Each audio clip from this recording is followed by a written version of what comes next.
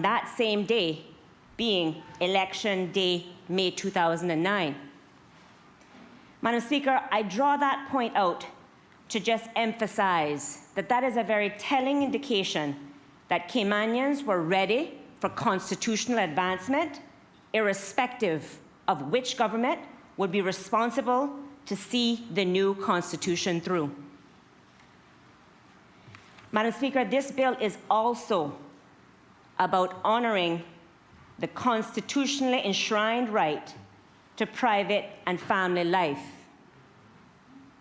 Specifically, Section 9(1) of the Constitution states, quote, "Government shall respect every person's private and family life, his or her home, and his or her correspondence," end quote. Again, Madam Speaker, Caymanians made it very clear by referendum that they wanted a progressive constitution which acknowledges and enshrines basic human rights, such as the right to private and family life specified in Section 9 of the Constitution, which was fashioned after the right enshrined in Article 8 of the European Convention on Human Rights, which had already been extended to the Cayman Islands by the United Kingdom in 2006. So, Madam Speaker, not only do we have a constitution that recognizes the right for every unmarried man and woman of marriageable age to freely marry a person of the opposite sex and found a family, we have a constitution voted on by the majority of Caymanians in a referendum that recognizes that every person, and Madam Speaker, that provision is an important provision that I'll get to later on in my debate, that every person has the right to private and family life. Not only, Madam Speaker, is that right enshrined in our Constitution, it is also, as I said, a right that is enshrined in Article 8 of the European Convention on Human Rights, which, as I said, was extended to the Cayman Islands by the United Kingdom and is therefore an instrument to which we are obligated to as well.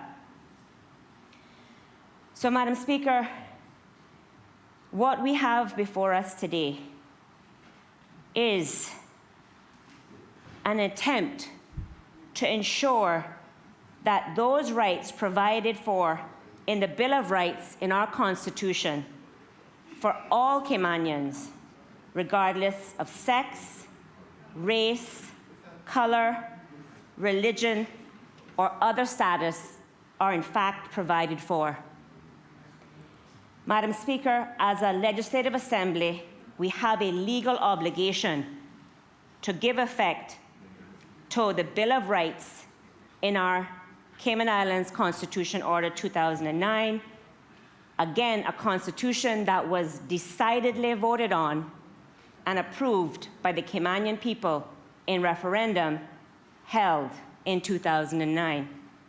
Madam Speaker, we've heard a lot about the term, this is a constitutional democracy and not a parliamentary democracy, and what that means. But as such, Madam Speaker, that very assertion by several members in this House makes it very clear that we have an obligation as a legislative assembly to ensure that there is legislation, that we create and make legislation that gives effect to what the Constitution requires, and that our legislation is not deemed or found to be in contravention of the Constitution in any legislation that we do create. Madam Speaker, this issue of whether or not to formally recognize same-sex relationships is a hugely divisive issue in our society. Hugely divisive. But, Madam Speaker, so was the abolition of slavery.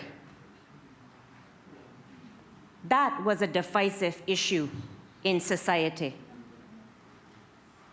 so was the idea and the acceptance that women should have the right to vote and stand for elected office in the Cayman Islands. That was also a very divisive issue in our history. Madam Speaker, it would be remiss of me if I did not once again pay homage to the brave women of the day that fought for my right to be here as a member of the Legislative Assembly. Madam Speaker, the Cayman Islands and its leaders of the day throughout history have faced hugely challenging and divisive issues in the past.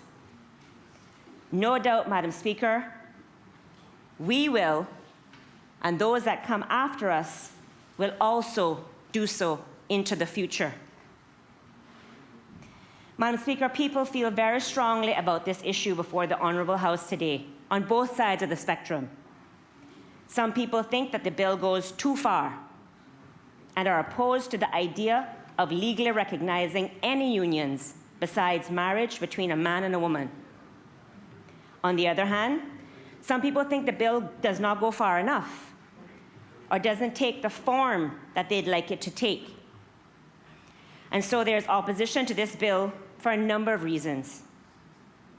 But, Madam Speaker, that is the beauty of democracy. The Constitution clearly recognizes, supports, and enshrines that each of us has freedom of conscience and expression. We are entitled to our opinions, we are entitled to our own religious beliefs, and we are entitled to express ourselves accordingly.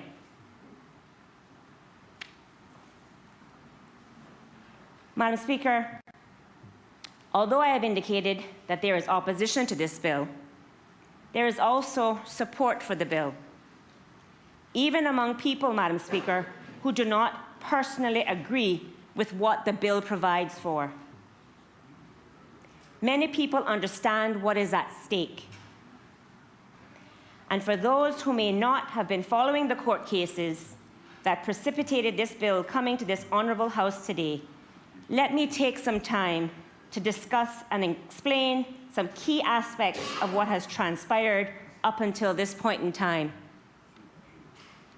Madam Speaker, in the original case heard by the Grand Court in February of last year, the Honourable Chief Justice ruled that the petitioners, who are a same-sex couple bringing forth the legal action, have the right to private and family life and are entitled to the state's manifestation of its respect for those rights by provision of a legal institution which protects those rights. Those rights include the right to found a family, and the Chief Justice found that if it wasn't found in Section 14.1, then it was found in Section 9 of the Bill of Rights.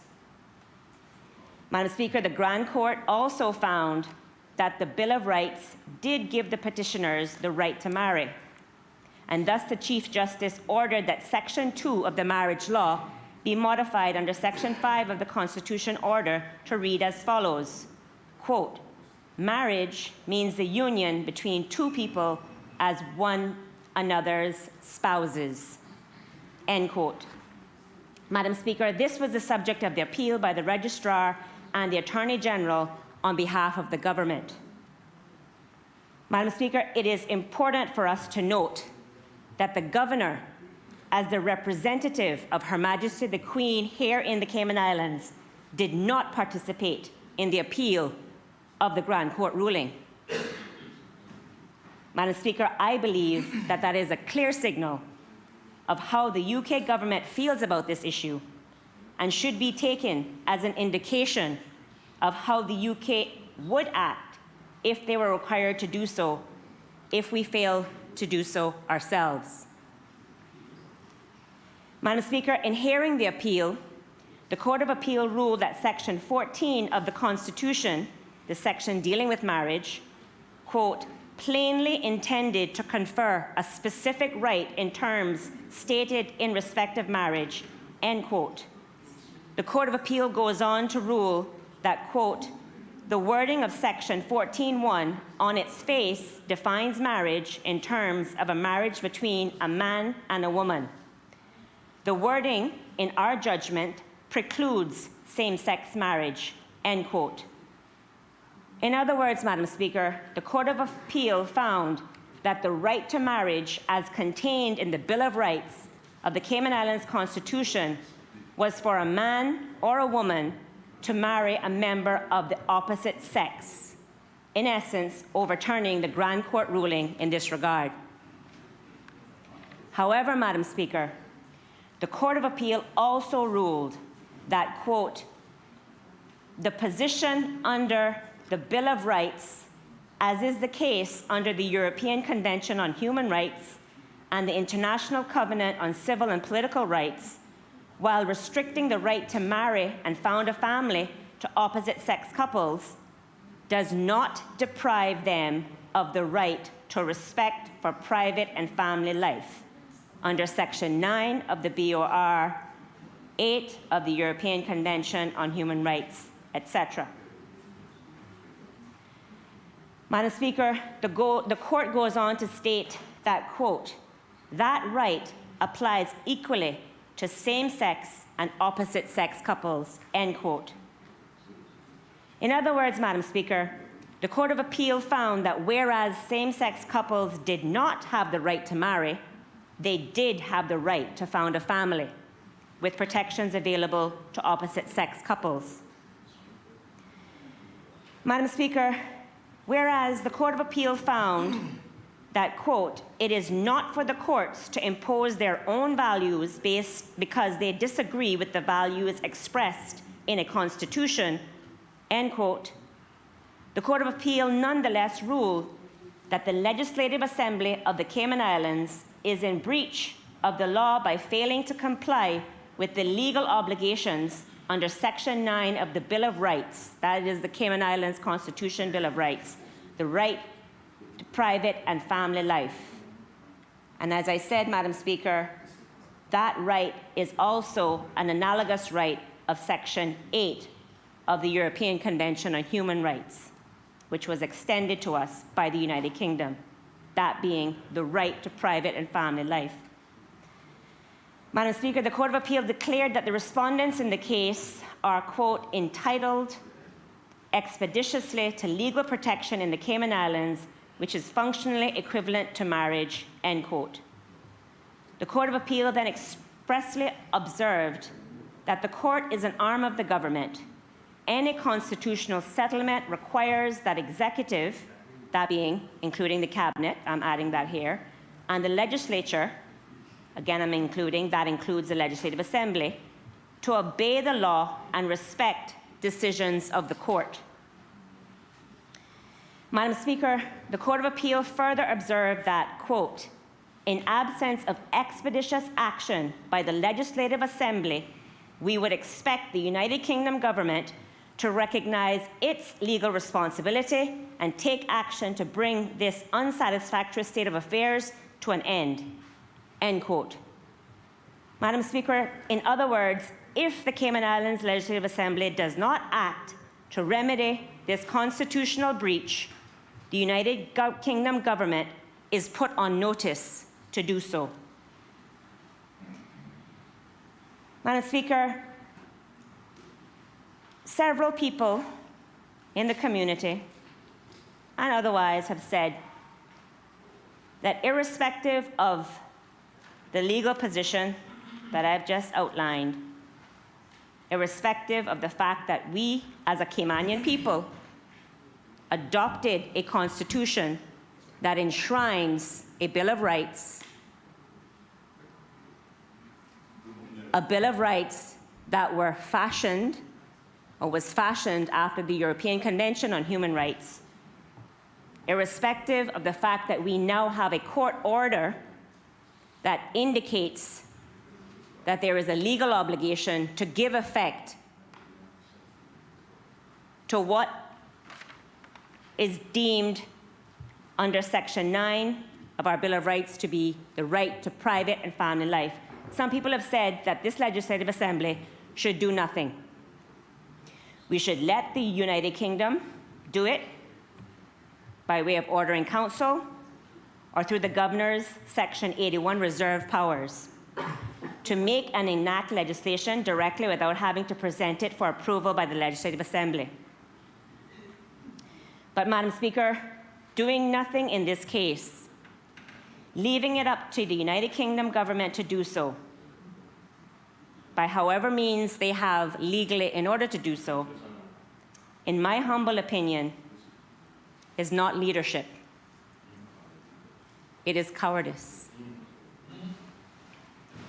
Madam Speaker, I want to draw reference, and I thank the member that spoke before me, making it very clear about the UK's intention, or their stated intention, as it relates to marriage and the marriage law, that it is a devolved responsibility based on the government's response to the committee's 5th report on the FAC report. I think that is instructive in some ways, Madam Speaker. I think it is for us to understand and appreciate what has been brought forward. And I will not read the full section, as it has already been read into the record.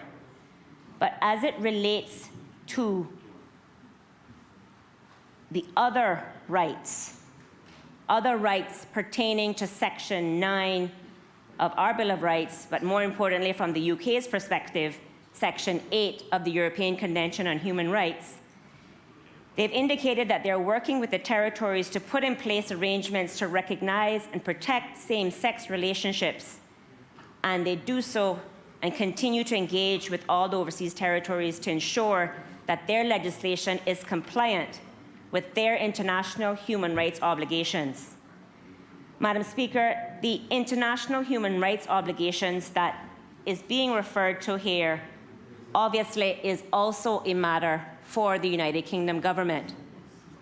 And Madam Speaker, this is why the court could, in their reference, in their observation after they made their declaration, in their observation putting the United Kingdom government on notice that they have legal responsibility to take action as well, is because international human rights obligations would fall under external affairs.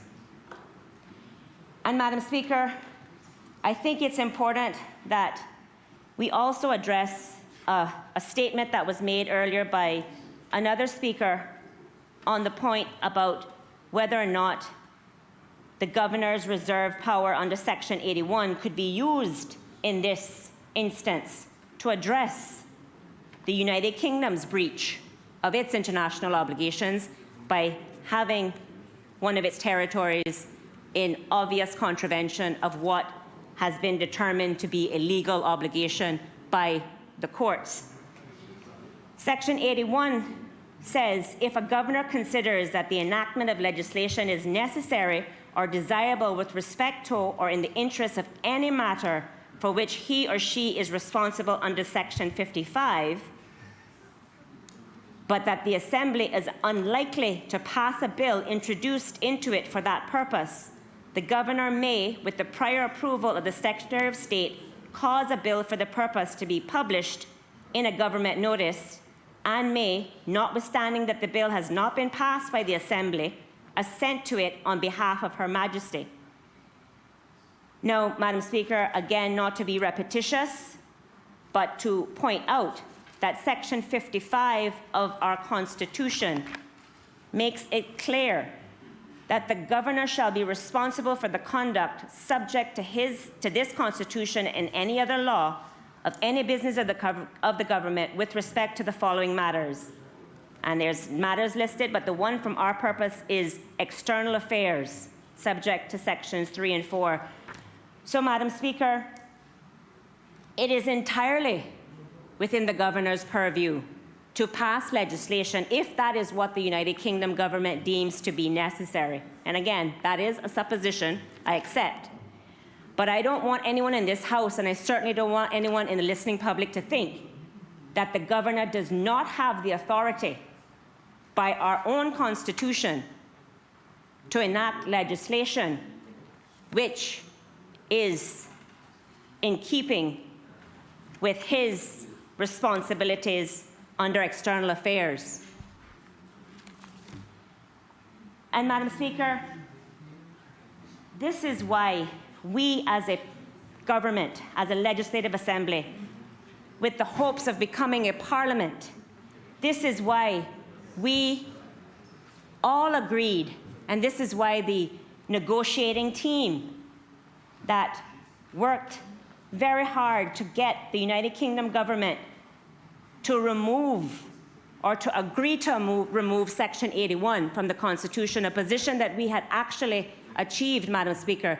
Reason being is because we all, I believe, appreciate, and I know I certainly, and I will speak for myself, as the elected official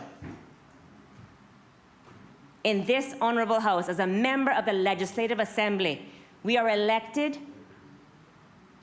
to make and pass laws to govern this country. We have come far in our history. We have adopted a constitution that has moved the needle further than it was when I first got interested in politics. But, Madam Speaker, as a country, we continue to evolve, we continue to develop, we continue to mature. And this was one of those provisions that we felt, and as a parliament we voted on and agreed, needed to be removed in order to recognize that political maturity. But, Madam Speaker, if we're not prepared as a legislative assembly to pass legislation that is required to comply with our legal obligations under the Constitution, then do we really have the legs to stand on to say that we should actually be given that type of autonomy? Madam Speaker, I believe it is a travesty. It would be a travesty for us as a legislative assembly not to accept the fact that our role as legislators are to pass legislation to govern for this country. But because we are a constitutional democracy, which has been said time and time again, our laws must be in compliance with our Constitution, and they must give effect to the legal obligations that is contained therein.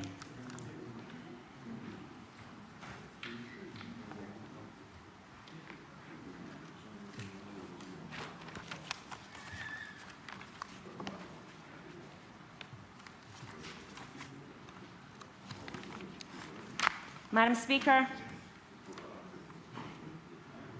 throughout my time in this honourable House, I have always taken decisions and voted on matters that I believe was in the best interest of this country. Sometimes with explanation, sometimes without, whether they were politically popular decisions or not. So, Madam Speaker, if I had to answer the question, why should members of the Legislative Assembly vote on a piece of legislation that gives effect to our legal obligation under the Constitution, as this bill attempts to do? The answer would be just that. Because it makes provision for the constitutionally enshrined right, a right provided for in our own Constitution, while respecting the other relevant right in our Constitution, that being the right to marriage being reserved for men and women.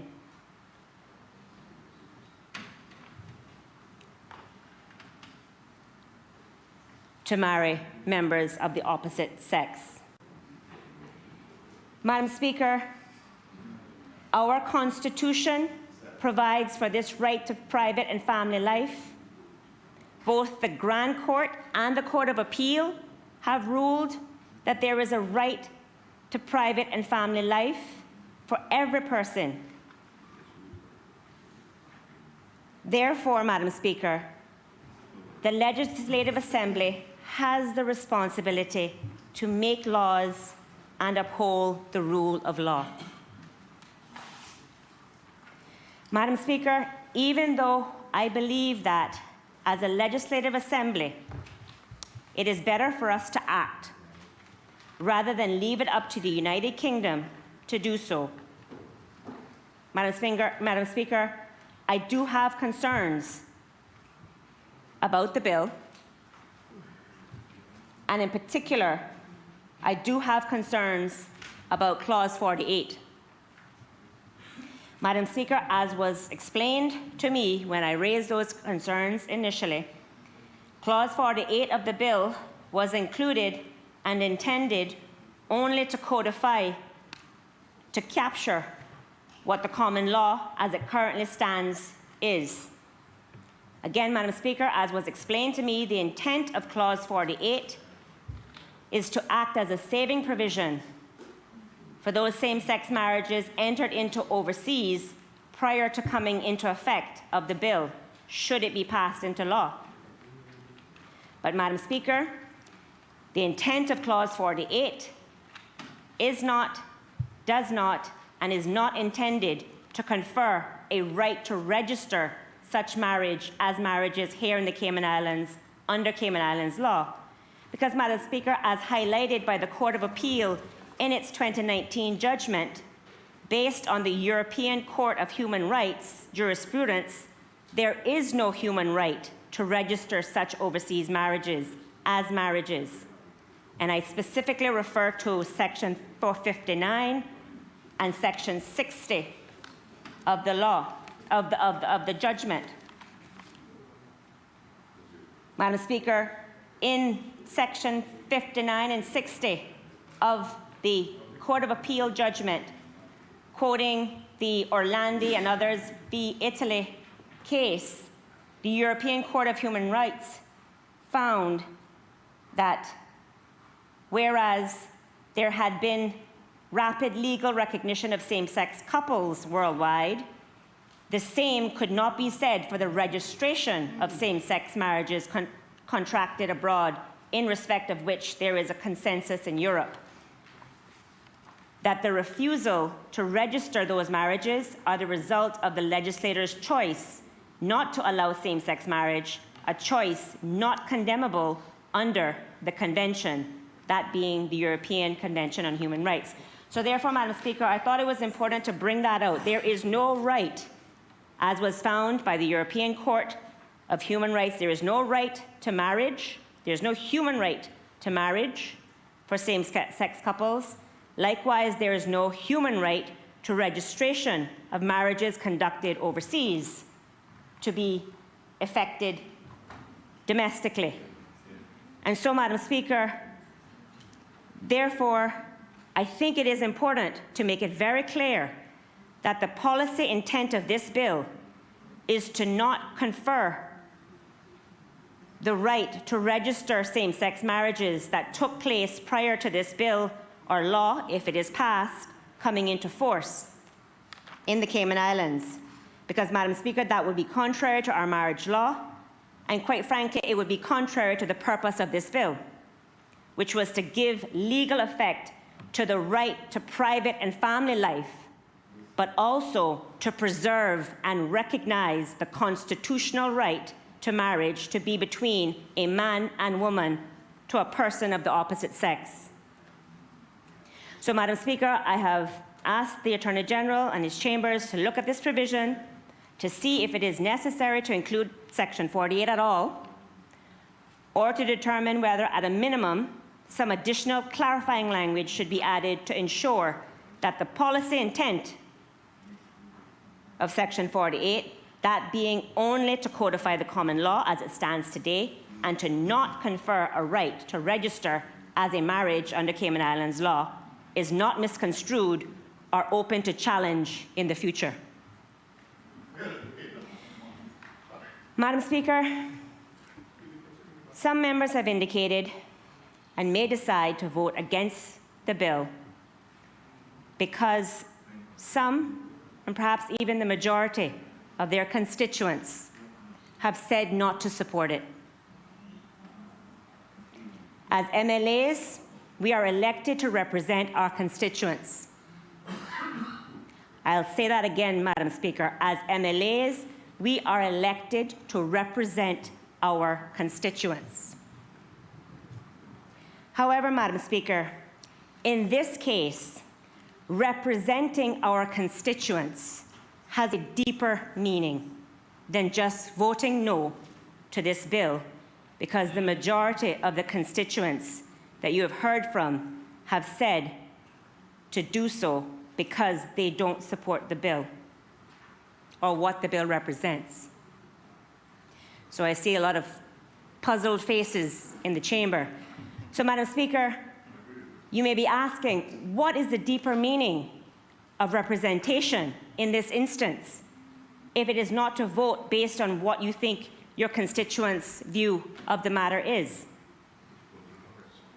Madam Speaker, to vote against this bill would be to knowingly and deliberately refuse to carry out your obligations as a member of the Legislative Assembly to uphold the law, to uphold what the Constitution requires of us as legislators.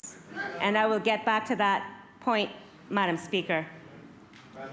Madam Speaker, the greatest responsibility that we have as members of the Legislative Assembly is to make laws to govern this country.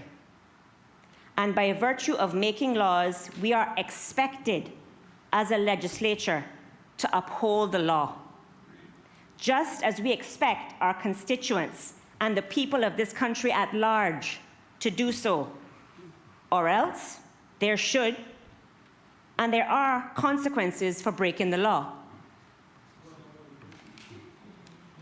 Madam Speaker,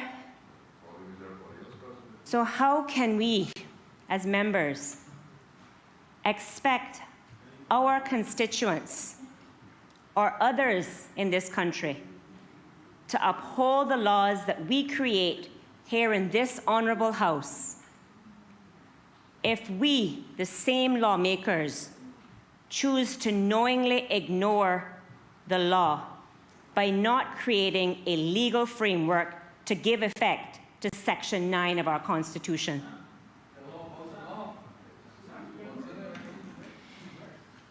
Madam Speaker, we are elected to lead in the good times and in the bad times, in the difficult times and in the easy times. And admittedly, Madam Speaker, I don't think I've ever had an easy time since we've been in this House, and I've been here now going on 2 terms. They seem few and far between, but I just say that for completeness.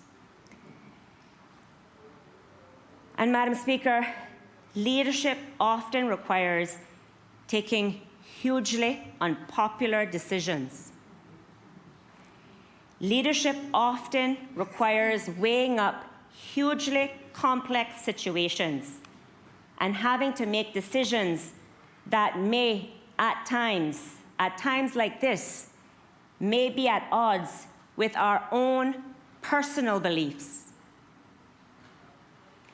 Because, Madam Speaker, when we walk through that door, when this Legislative Assembly is in session, we stop being individuals.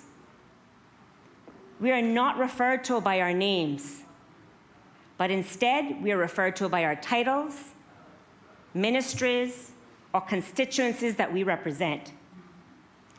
And as I've said before, Madam Speaker, representation in this case is more than just voting based on the results of a poll or canvassing of constituents that you have heard from on this matter.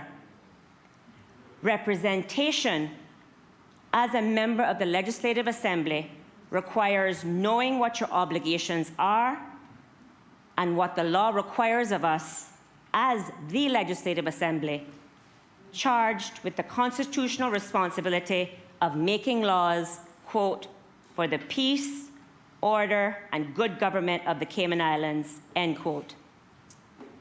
Madam Speaker, representation requires that as a legislative assembly, we take action to address a legal obligation to give effect to our constitutionally enshrined right to private and family life, a right that was approved by our people in referendum, a right under our own Constitution, which is available to all persons.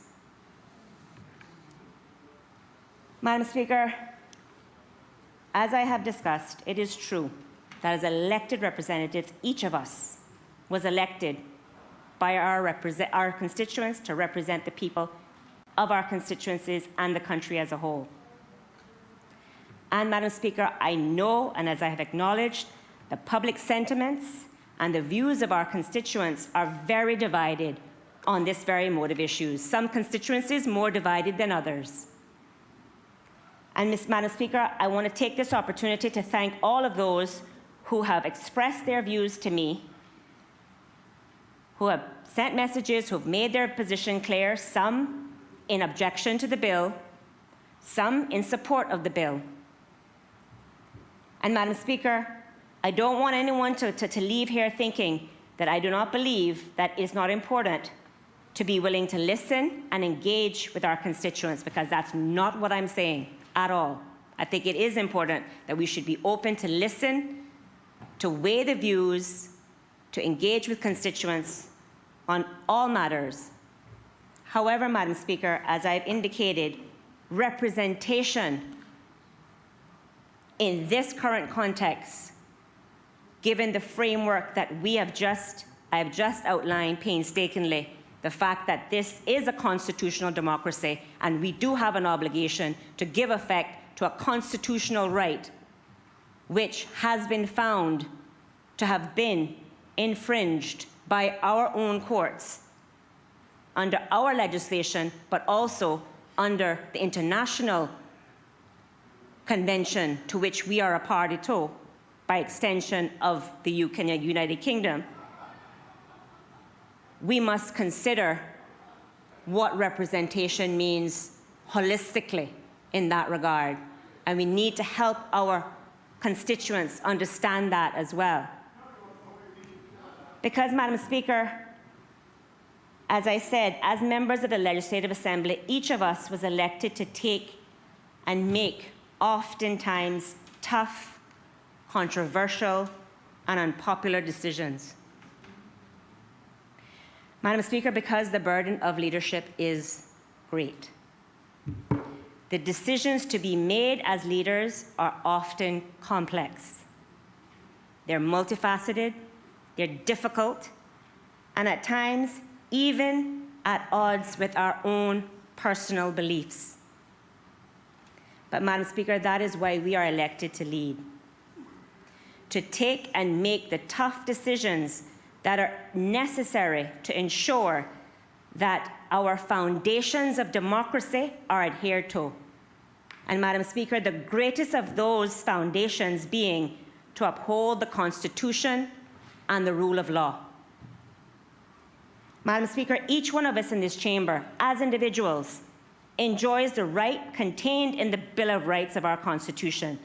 We have the right to have our own beliefs, the right to have and practice our own faith and religion, and the right to express our religious and other beliefs, thoughts, and opinions. Those rights we all share, and they are expressly provided for in the bedrock of our society, again, our Constitution. However, Madam Speaker, our personal beliefs, no matter how strongly or earnestly we feel, cannot and should not override our responsibility as legislators to make and uphold the rule of law. Madam Speaker, if as a country we are to protect the constitutionally enshrined right to marriage that is reserved for unmarried men and unmarried women to freely marry a person of the opposite sex, then we should pass this bill. Because, Madam Speaker, if we do not, then we will be leaving it up to the UK to act and decide for us. And we know, as we have heard, in the UK, same-sex marriage is legal. By not passing this bill and instead leaving it up to the United Kingdom to decide how to remedy the constitutional breach, also leaves it up to the UK to make the decision based on their own public policy priorities and objectives. And, Madam Speaker, it is my belief, and as we all have shared our beliefs, and I've showed you that I have a constitutionally enshrined right to share my belief, my freedom of conscience, it is my belief that this is what they would likely impose on the Cayman Islands if the UK is left to do so.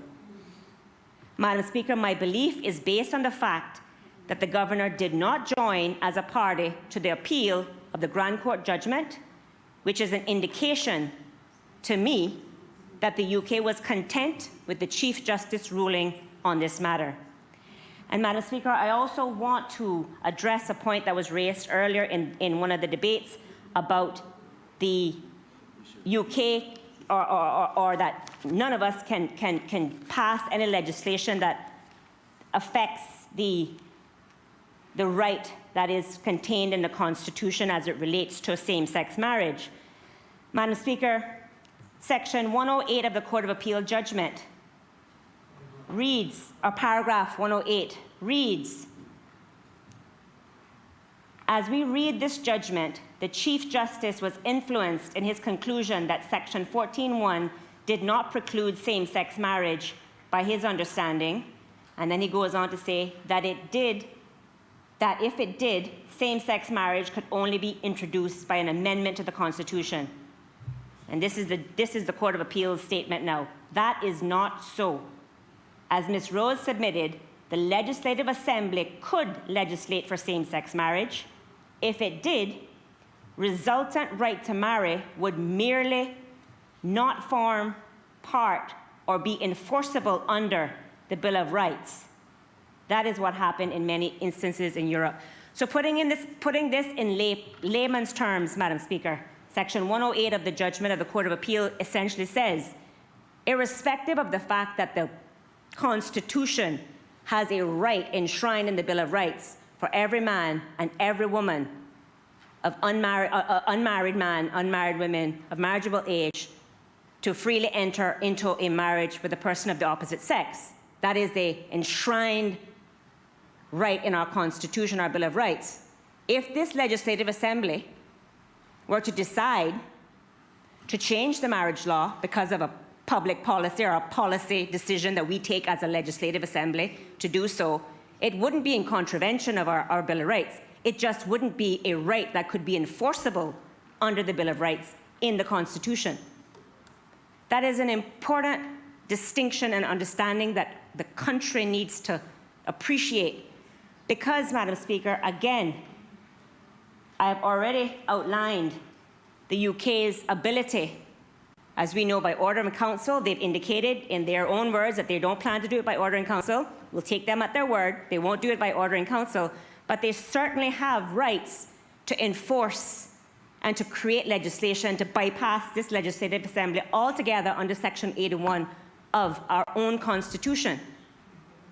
So, Madam Speaker, if we don't act, if we don't be the captains of our own ship, the masters of our own destiny, and try, and maybe this is a train that's rolling down. The law evolves, Madam Speaker. That is why you have common law, court, jurisprudence. We know this. But right now, at this moment in time, if we don't act to try to give effect to what the people of this country have said in referendum is a right, that being a right to preserve marriage for men and women of marriageable age to marry the opposite sex, but at the same time give effect to a right that the Caymanian people have agreed and have approved in referendum, that is the right, every person. Our Constitution doesn't say every man or every woman. It says every person has the right to private and family life. So we have an obligation to ensure that that right is respected. And, Madam Speaker, by attempting to pass legislation that respects the Bill of Rights in its totality in this point, we as a legislature, we have an obligation and we have the best opportunity to do it ourselves. Because if we abdicate that responsibility, as they say in West Bay, you take what you get. And we really, the signs are on the wall about what exactly that would be, based on the actions that have been taken in the cases in front of us as a country. So, Madam Speaker, if this country, if we are to protect the constitutionally enshrined right of marriage that is reserved for unmarried men and unmarried women to freely marry a person of the opposite sex, then we should pass this bill. Madam Speaker, it is entirely within their rights for people in the community to not support this bill on principle because of personal or religious beliefs. It is entirely within our rights as legislators to not agree with personally, from our own personal beliefs. It is within our own rights to not necessarily agree or support the principle, because we have freedom of conscience and religion, as I said, because of our personal or other religious beliefs. Because just as the Constitution protects the right to private and family life, it also protects the right to freedom of conscience and religion. Section 10 of the Constitution states, "No person shall be hindered by government in the enjoyment of his or her freedom of conscience." Subsection 2 goes on to say freedom of conscience includes freedom of thought and of religion or religious denomination, freedom to change his or her religion, religious denomination or belief, and freedom either alone or in community with others, both in public and in private, to manifest and propagate his or her religion or belief in worship, teaching, practice, observance, and day of worship. Madam Speaker, similarly, the Constitution protects the right to freedom of expression. Section 11(1) states, among other things, that no person shall be hindered by government in the enjoyment of his or her freedom of expression, which includes freedom to hold opinions and to receive and impart ideas and information without interference. Madam Speaker, I have voted in this very House to protect and uphold freedom of conscience and religion and freedom of expression in the context of expressions of Christian doctrine and scriptures by Christian organizations and individuals. I voted in favor of that motion which outlined what is the constitutional position with respect to freedom of conscience and freedom of expression, because, Madam Speaker, it was the right thing to do. So, Madam Speaker, my stance regarding protecting the rights and freedoms afforded to the people of the Cayman Islands in our constitutional Bill of Rights has been and is consistent. Because, Madam Speaker, as legislators, we cannot be selective in which constitutionally enshrined rights we seek to uphold, no matter what side of this deeply divisive issue we are on. As members of the Legislative Assembly, Madam Speaker, we do not have the luxury, nor should we, get to cherry pick which rights to recognize and which to uphold. Madam Speaker, the Caymanian people in referendum voted to adopt a constitution which expressly recognizes that the government must, quote, respect the right of every unmarried man and woman of marriageable age as determined by law, freely to marry a person of the opposite sex and found a family, end quote. As recently confirmed by the Cayman Islands Court of Appeal, that right is reserved to opposite-sex couples. Madam Speaker, this bill seeks to preserve and respect that right.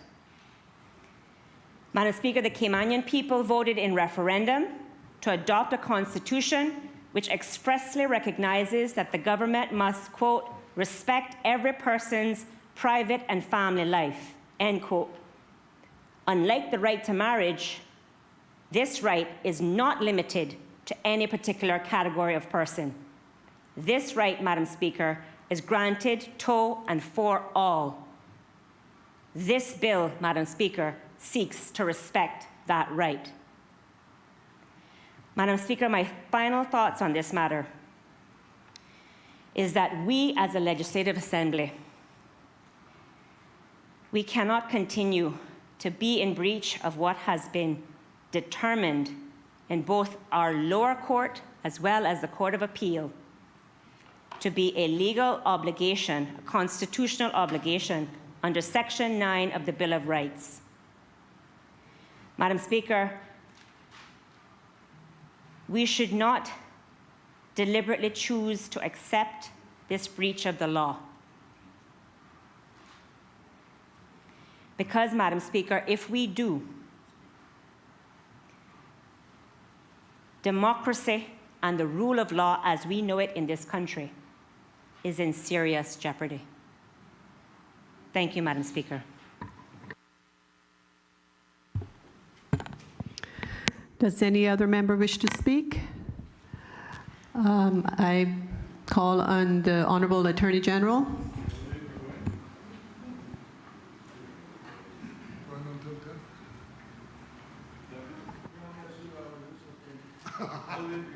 I only have 2 hours and we'll finish.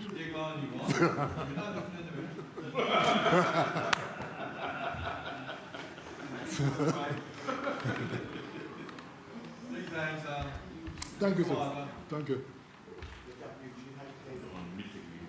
Thank you. Madam Speaker, the good thing about coming so late is that I am coming after all the controversial issues have been dealt with, thanks to all the honourable members who spoke before me. So, Madam Speaker, I rise to make a contribution to the somewhat seminal debate and this bill being debated, Madam Speaker, the Domestic Partnership Bill 2020. And I'm repeating the title of the bill, Madam Speaker, because I think the debate has taken an unfortunate turn. And anybody listening to the debate would probably think that we are debating an amendment to the marriage law, or that we are debating marriage, for that matter. Madam Speaker, this debate is not about marriage. It has nothing to do with marriage, Madam Speaker. That has been a settled issue in the Court of Appeal, and the issue is on its way to the Privy Council, and until that is dealt with, the state of the law is that the Cayman Islands only recognize, you can only have marriage of opposite sex in the Cayman Islands as a result of Section 14.1. We will see what happens when the matter is dealt with in the Privy Council. And Madam Speaker, just to say that if I'm correct, that we are not debating marriage, we're not debating same-sex marriage, then the issue of sub judice wouldn't arise as far as this debate is concerned. We're debating whether this country, this jurisdiction, is in breach of Section 8 of the ECHR, Article 8 of the ECHR, and Section 9 of the Constitution. That's what is being debated. That's why we're here. Not marriage, Madam Speaker. Nothing to do with same-sex marriage. Of course, Madam Speaker, I understand and appreciate that what actually gave rise to the declaration from the Court of Appeal and consequently to this debate, the underlying issue was and remains same-sex marriage. I am not in the least unmindful of that. But we need to add some clarity to why we're here. We're here because the Court of Appeal says that, yes, the government is correct that marriage is ring-fenced by Section 14 of the Constitution, and it is not permissible as far as same-sex couples are concerned. But you need to go further. There are those who are, for whatever reason, are not interested in the institution of marriage. And your Constitution, which is part of your domestic law, says that your citizen has that right, and you have an obligation to ensure that they enjoy those rights. Very simple. That is a debate before this House. So, Madam Speaker, it is helpful if we could recalibrate and refocus on what we're debating, not same-sex marriage.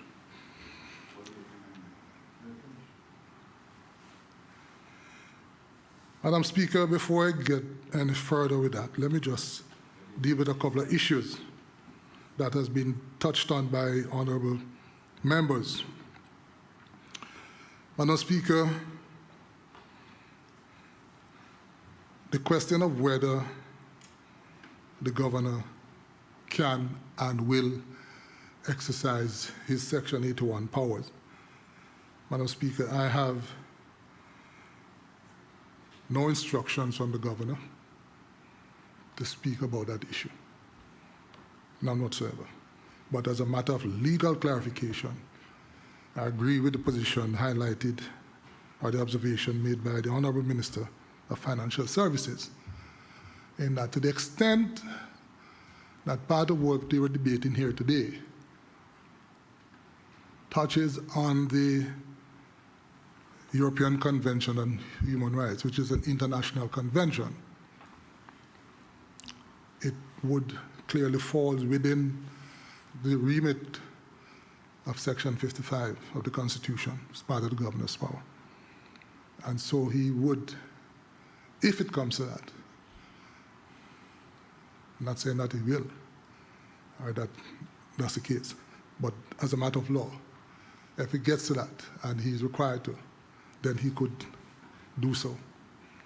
And worst case, the way how Section 55 is written, Madam Speaker, is that even if there are doubts, he could be instructed by the Secretary of State to do so. And that would remove any issue of any constitutional barrier. So there's that fallback position, because the section did say, unless he's instructed by the Secretary. Yeah. So he can do that. So just to clarify that position, Madam Speaker, I don't know whether that is going to be the case or not.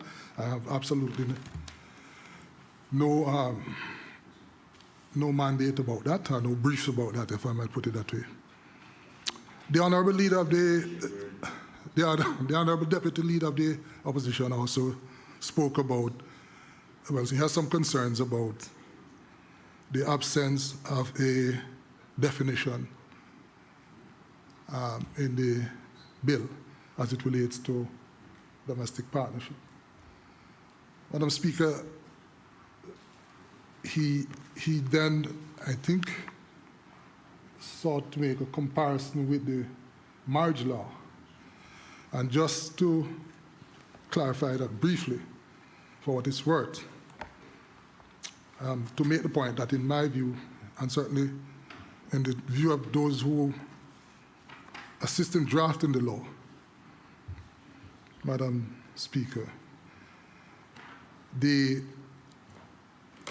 language in clause 3 of the bill, in our view, is correct, or sufficient really, to tell you what a domestic partnership is and how it is to be construed. And I start, Madam Speaker, because he mentioned about the marriage law. And I tell you what marriage says. He mentioned about the definition of marriage. In section 2 of the marriage law, it says marriage means the union between a man and a woman as husband and wife. Nothing more. That's all it says. In the UK Civil Partnership Act 2004, Madam Speaker, it says formation of partnership by registration. That's the subtitle. In chapter 1, it says, for the purposes of section 1, two people are to be regarded as having registered as civil partners of each other once each of them has signed the civil partnership document. And it lists the eligibility before two witnesses and so on. Our clause 3, Madam Speaker, says, similar language, two persons may enter into a domestic partnership under this law if either person is 16 years of age or 18, as the case may be, both,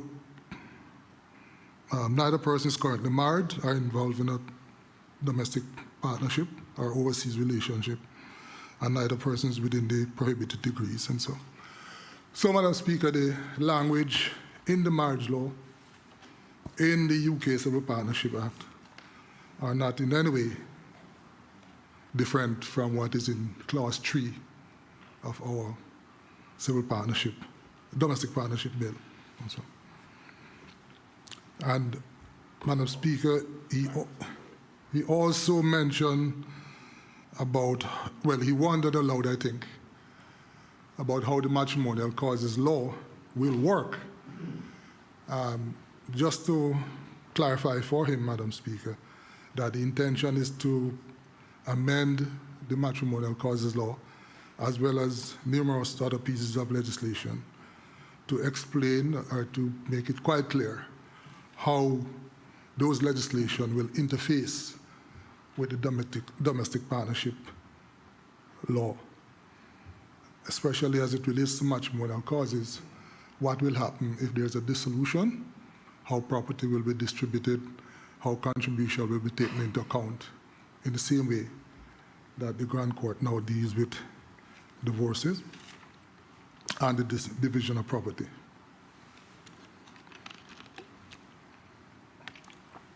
Madam Speaker, in the same breath, the immigration law will be one of those pieces of legislation that will be amended to deal with, among other things, putting in safeguards about domestic partnership for convenience, a domestic partnership of convenience.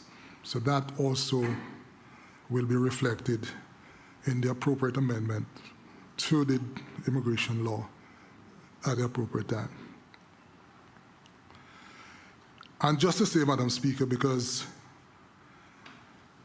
it is important that honorable members understand that we are not breaking new ground here.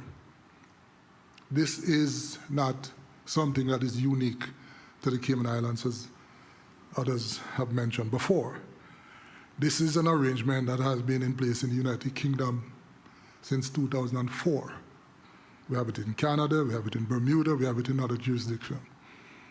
So, Madam Speaker, it is true that for the Cayman Islands, it is new, but there are plenty of case laws and precedents all over that our court will be able to look to and draw from as necessary as we go along.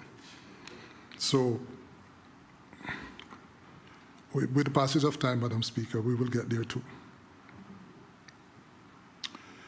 Madam Speaker, I just want to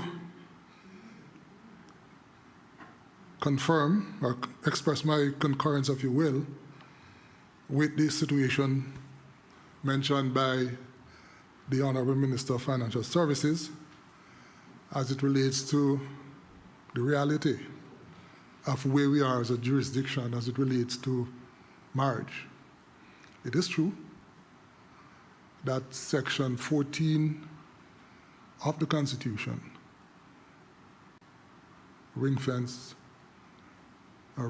marriage in the Bill of Rights.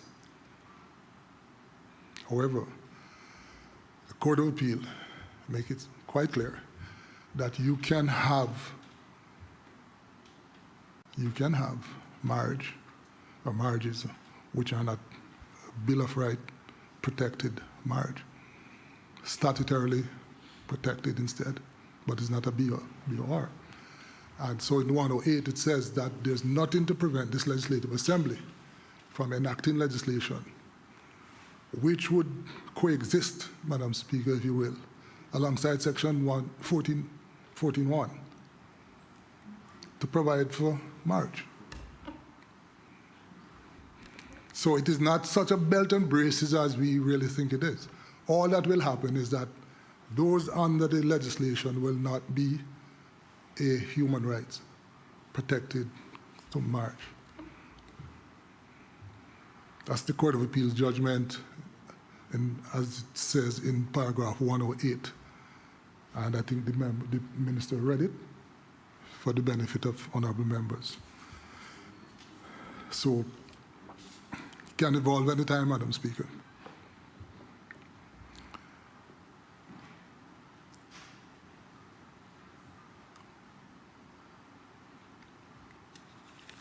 Madam Speaker, as I said, this is about the Domestic Partnership Bill. It is not an attempt to amend the marriage law. It is not an attempt to introduce same-sex marriage through the back door. Other members who spoke made it quite clear that this is not confined to same-sex partners. It is true, and I think no one can deny, that in the majority of cases, this is a framework that is more likely than not to be resorted to by persons in same-sex relationships. But it is also open to heterosexual couples. And the Honorable Minister of Commerce gave some examples of others who might want, Madam Speaker, to have this sort of a framework available to them for any number of reasons. They might not be interested in the religious trappings that goes along with marriage. They might have been married before and certainly don't want to have the experience, repeat the experience. Madam Speaker, there might be others who are just involved in a purely platonic relationship and want to have someone as a confidant and to help to transact certain business for them. And I like to use one of the most extreme and graphic examples, if I might, with the leave of this House. You might have, well, why should, Madam Speaker, why should someone who not married, for whatever reason, but has a person who is a confidant of theirs and who are involved in this sort of arrangement and, God forbid, find him or herself at the hospital and is required, and is unable, not required, is unable to make a decision about some sort of a life-saving surgery that they need to do. But they are either incapacitated or unconscious or something. But, Madam Speaker, they need a next of kin to sign a document as consent for that life-changing surgery. But he or she is incapacitated, can't do it. Why should that person be deprived of that opportunity to have someone else sign that consent document to save their lives because they're not married?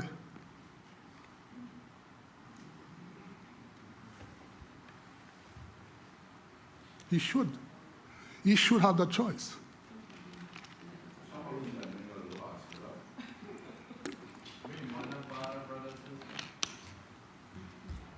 He should have that choice, Madam Speaker, of someone who is not married to, but who he trusted to make that decision to consent to that surgery. He shouldn't be denied that right because he's not married. That person is who he or she chooses to be their next of kin. But you're presupposing that you were married before that then? Not before you got sick.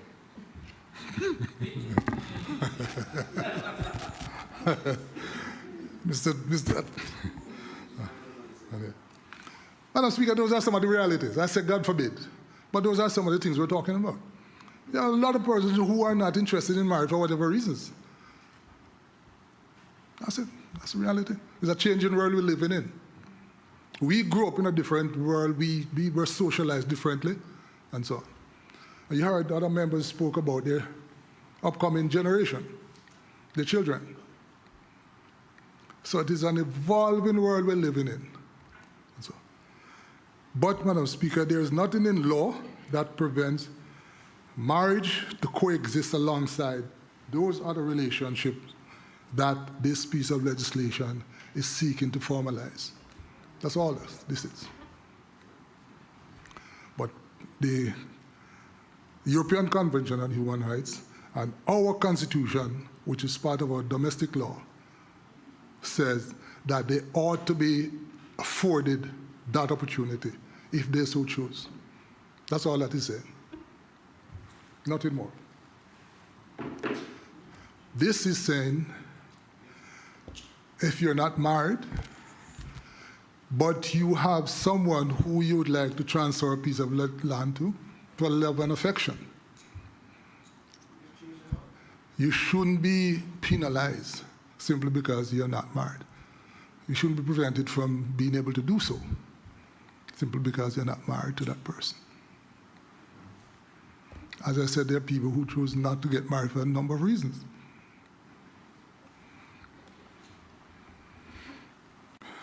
So, Madam Speaker, it is helpful to sort of clarify in our minds what this is trying to achieve. Nobody's trying to destroy marriage. So, Madam Speaker, it is an emotive issue. And not surprisingly, the debate so far has been very robust, sometimes emotive, but thank God, Madam Speaker, fairly civil. And I expected nothing less of honorable members. It has been fairly civil. Madam Speaker, I understand there will be strong feelings on all sides of the debate. That, Madam Speaker, is to be expected. People feel very strongly about the underlying issues, as I mentioned before, that give rise to the debate. Feelings which no one can doubt, and no one should doubt, Madam Speaker. But as the Honourable Premier mentioned in his debate, the primary issue of this debate is about the rule of law. That's what it's about. And so, Madam Speaker, others might ask, well, how do you reconcile the rule of law with some of these very strong feelings? Indeed, Madam Speaker, it has been said, and I quote, "The law is the anchor of our feelings. If the law holds our feelings well, it directs our feelings well. If, however, the law fails to hold our feelings well, our feelings become free enough for us to do what we feel freely." Quite opposite, Madam Speaker. As I said before, no one can doubt feelings on both sides of the conversation. Passionately held, Madam Speaker. However, Madam Speaker, my debate, understandably, my contribution, if you will, will focus on the legal justification for the bill that is being debated today. I said understandably, Madam Speaker, because we as a jurisdiction pride ourselves on respect for the rule of law. And Madam Speaker, there are various iterations of what is meant by the rule of law. But for present purposes, I prefer the simple one, which reminds us that it is the principle that all people and institutions are subject to and accountable to law that is fairly applied and enforced. That is, Madam Speaker, the principle of government by law. Madam Speaker, why is this a reminder? Why is this reminder very timely, and why is it so significant? Because, Madam Speaker, it is a concept that we embraced as a jurisdiction and which we revere, which we respect to the point that we enshrine it in our Constitution, Madam Speaker. We went as far as enshrining it in our Constitution. Madam Speaker, Section 107 of the Constitution says, the legislature and the cabinet shall uphold the rule of law and judicial independence. Our own Constitution, Section 107. The legislature and the cabinet shall uphold the rule of law and judicial independence. And so, Madam Speaker,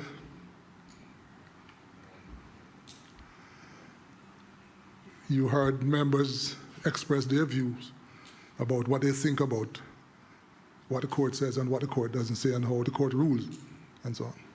We all respect the separation of powers, but we have equal respect for the rule of law, Madam Speaker. Madam Speaker, it is an unequivocal constitutional obligation, one that has been stated in the clearest terms in our Constitution as an obligation that is placed upon our cabinet and our legislative assembly. So it is not a matter of choice. It is not optional, Madam Speaker. It's an obligation. It follows, therefore, Madam Speaker, that this exercise here today that we, as lawmakers, are involved with in seeking to comply with a declaration of the Court of Appeal fully comports with our constitutional obligation as contemplated by Section 107 of our Constitution. That, Madam Speaker, is our codified commitment to the rule of law. That is the obligation that we are seeking to discharge when we debate this bill. That's why we're here.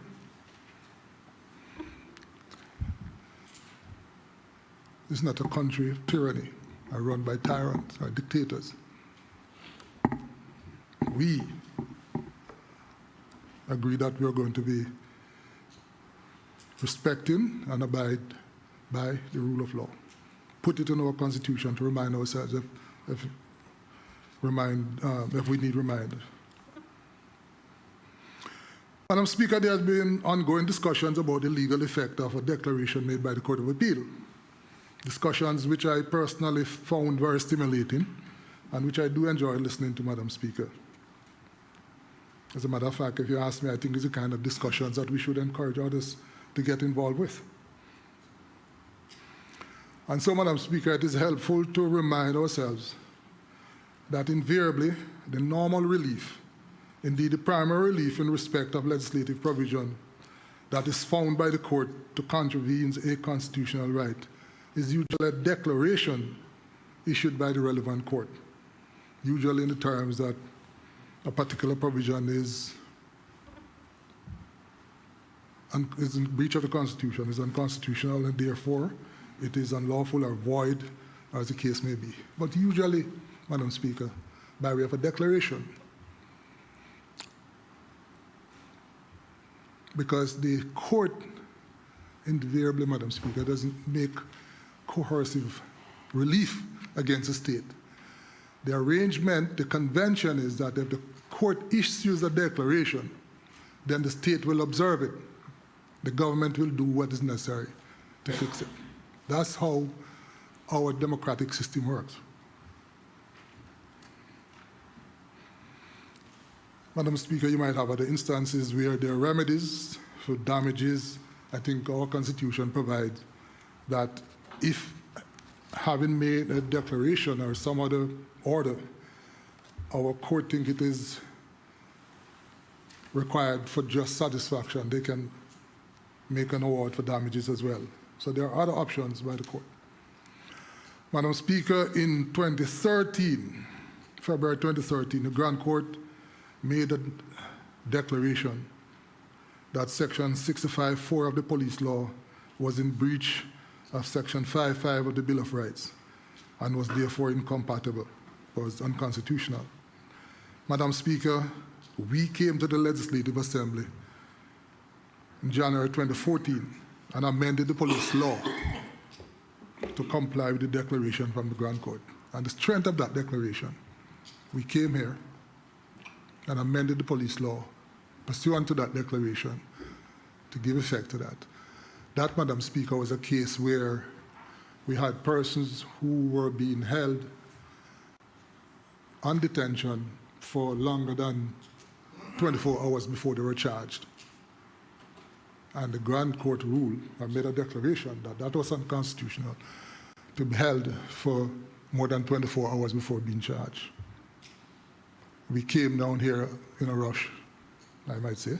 We amended the law to give effect to the declaration from the Court of Appeal and to make it clear that the law has been changed to make it clear that you can only hold someone for 24 hours before they're charged, unless, of course, you go to the magistrate court and get an order and so on. So, Madam Speaker, there is nothing surprising or remarkable or indeed unprecedented about a national parliament giving effect to declarations of their highest courts. Certainly, Madam Speaker, not when it comes on to matters of constitutional significance. Indeed, Madam Speaker, such an approach is consistent with good administration in a stable democracy. Madam Speaker, in the UK, for example, from where we derive our Westminster form of government, if we look to the situation there, which is not unlike Cayman, their courts are empowered by the Human Rights Act of 1998. Someone mentioned earlier that the UK doesn't have a written constitution. They don't have a written constitution that contains a Bill of Rights. But under the Human Rights Act, Madam Speaker, their courts are able to issue declarations, including declarations of incompatibility, if they find aspects of legislation incompatible with the rights under the Human Rights Act. They make declarations to that effect. And Madam Speaker, in the UK Parliament, they are sovereign parliament, so they are under no legal compulsion. There's absolutely no way they can be forced to do anything. But, Madam Speaker, as I mentioned before, they consider it as an obligation which they must act on to deal with by way of remedial action. Nonetheless, Madam Speaker, as was revealed in the UK government's most recent report to the Joint Committee on Human Rights and the government's response to human rights judgments, of the 42 declarations of incompatibility made between October 2000, which was when the Human Rights Act came into force,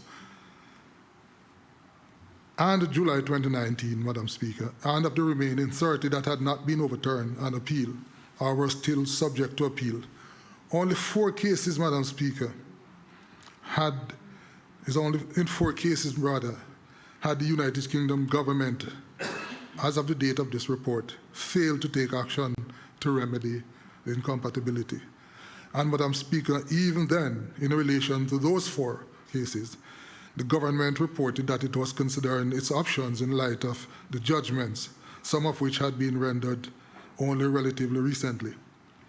Indeed, Madam Speaker, the United Kingdom is so concerned, or so keen, if I might say, to give effect to these declarations, that in the Human Rights Act, Madam Speaker, Section 10, they inserted a provision which allows for what is called fast-track remedial action. That is, once a declaration has been made by the court, if for some reason Parliament is unable to meet for some time, Section 10 of the Human Rights Act gives the minister, powers to amend the legislation in the interim to remedy the deficiency as a matter of urgency until at some stage when Parliament can deal with it. But that is a fast-track remedial action that can be taken by ministers to address any deficiency identified in legislation. That is how serious they take this thing, Madam Speaker.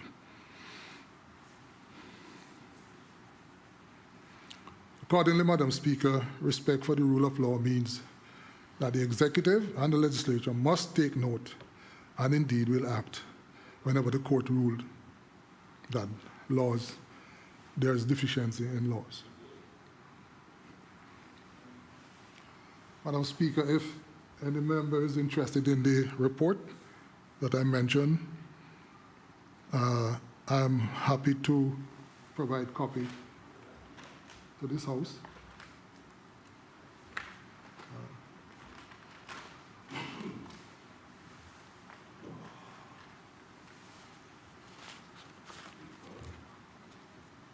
You and the leader of opposition fight about who has more paperwork. Yeah.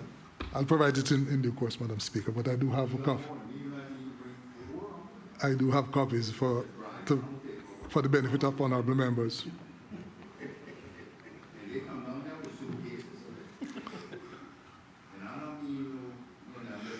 Madam Speaker,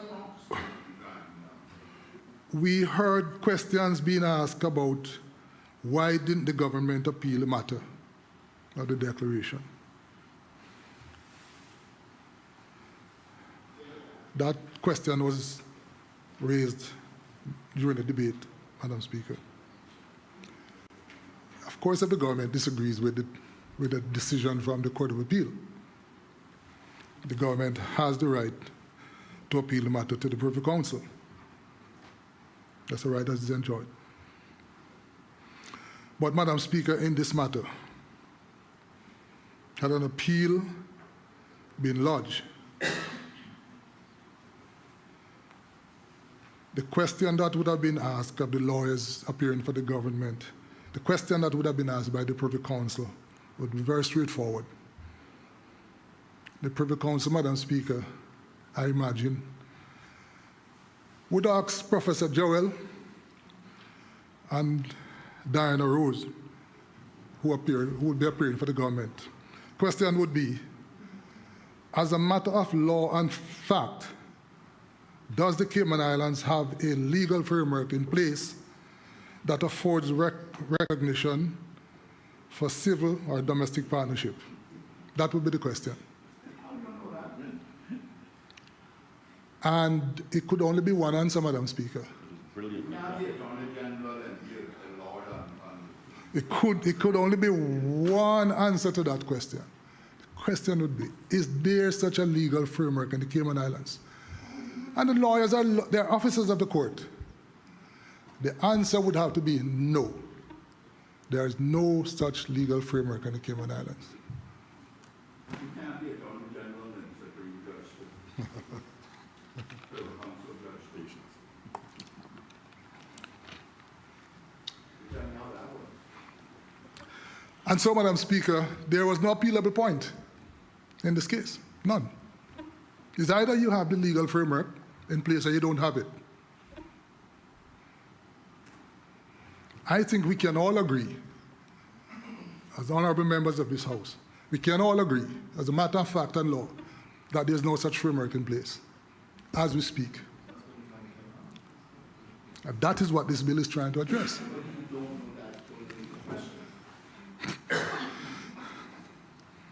That's what the declaration is about.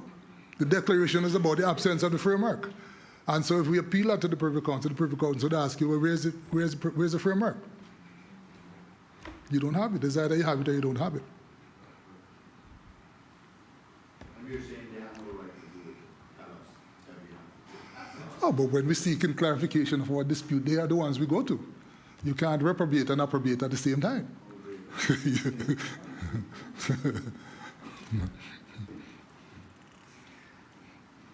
That's how it is. So, Madam Speaker, that is why we're here. We do not no fault of, well, I'm not saying it's in the fault of anybody, but the fact is we do not have a framework as we speak. Not unique to the Cayman Islands. That's why Oleari ended up in the Strasbourg, because Italy didn't have one at the time. And the court quite properly ruled in Oleari, the European Court of Human Rights, quite properly ruled in Oleari that same-sex marriage is not a human right. The court then went on to say, however, Italy does not have a framework to give effect to same-sex relationships. And as a result, Italy was found to be in violation of the convention.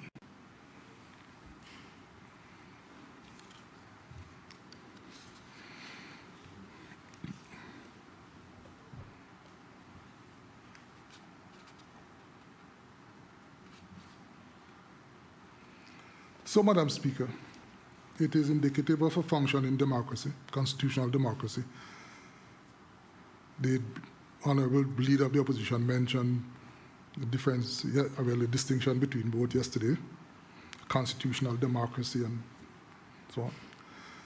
It is the expectation, Madam Speaker, that the legislature and the executive, of course, will afford deference to their highest constitutional courts in matters of fundamental rights, unless, of course, there's an appealable point.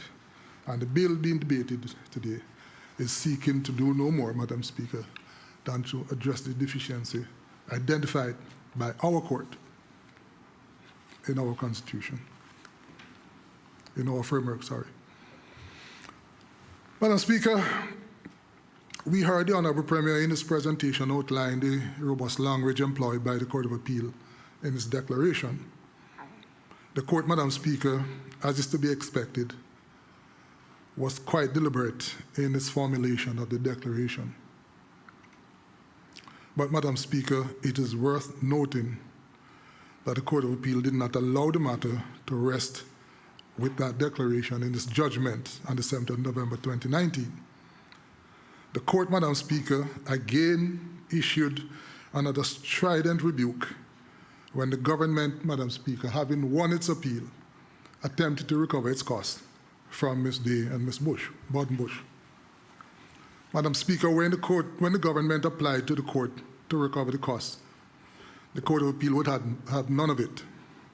Instead, Madam Speaker, the court, in refusing to award the government its costs, went on to make the following observations in order to remind the government of the jurisdiction's failure to put in place a framework to recognize civil partnership. The court, Madam Speaker, commented in part in a written ruling as follows, and I quote, it says, background to the proceedings. The court says, in order to understand the circumstances of the case, it is necessary to go into the background of these proceedings. It says the respondent, which is Bush and Day now, made considerable efforts to avoid litigation.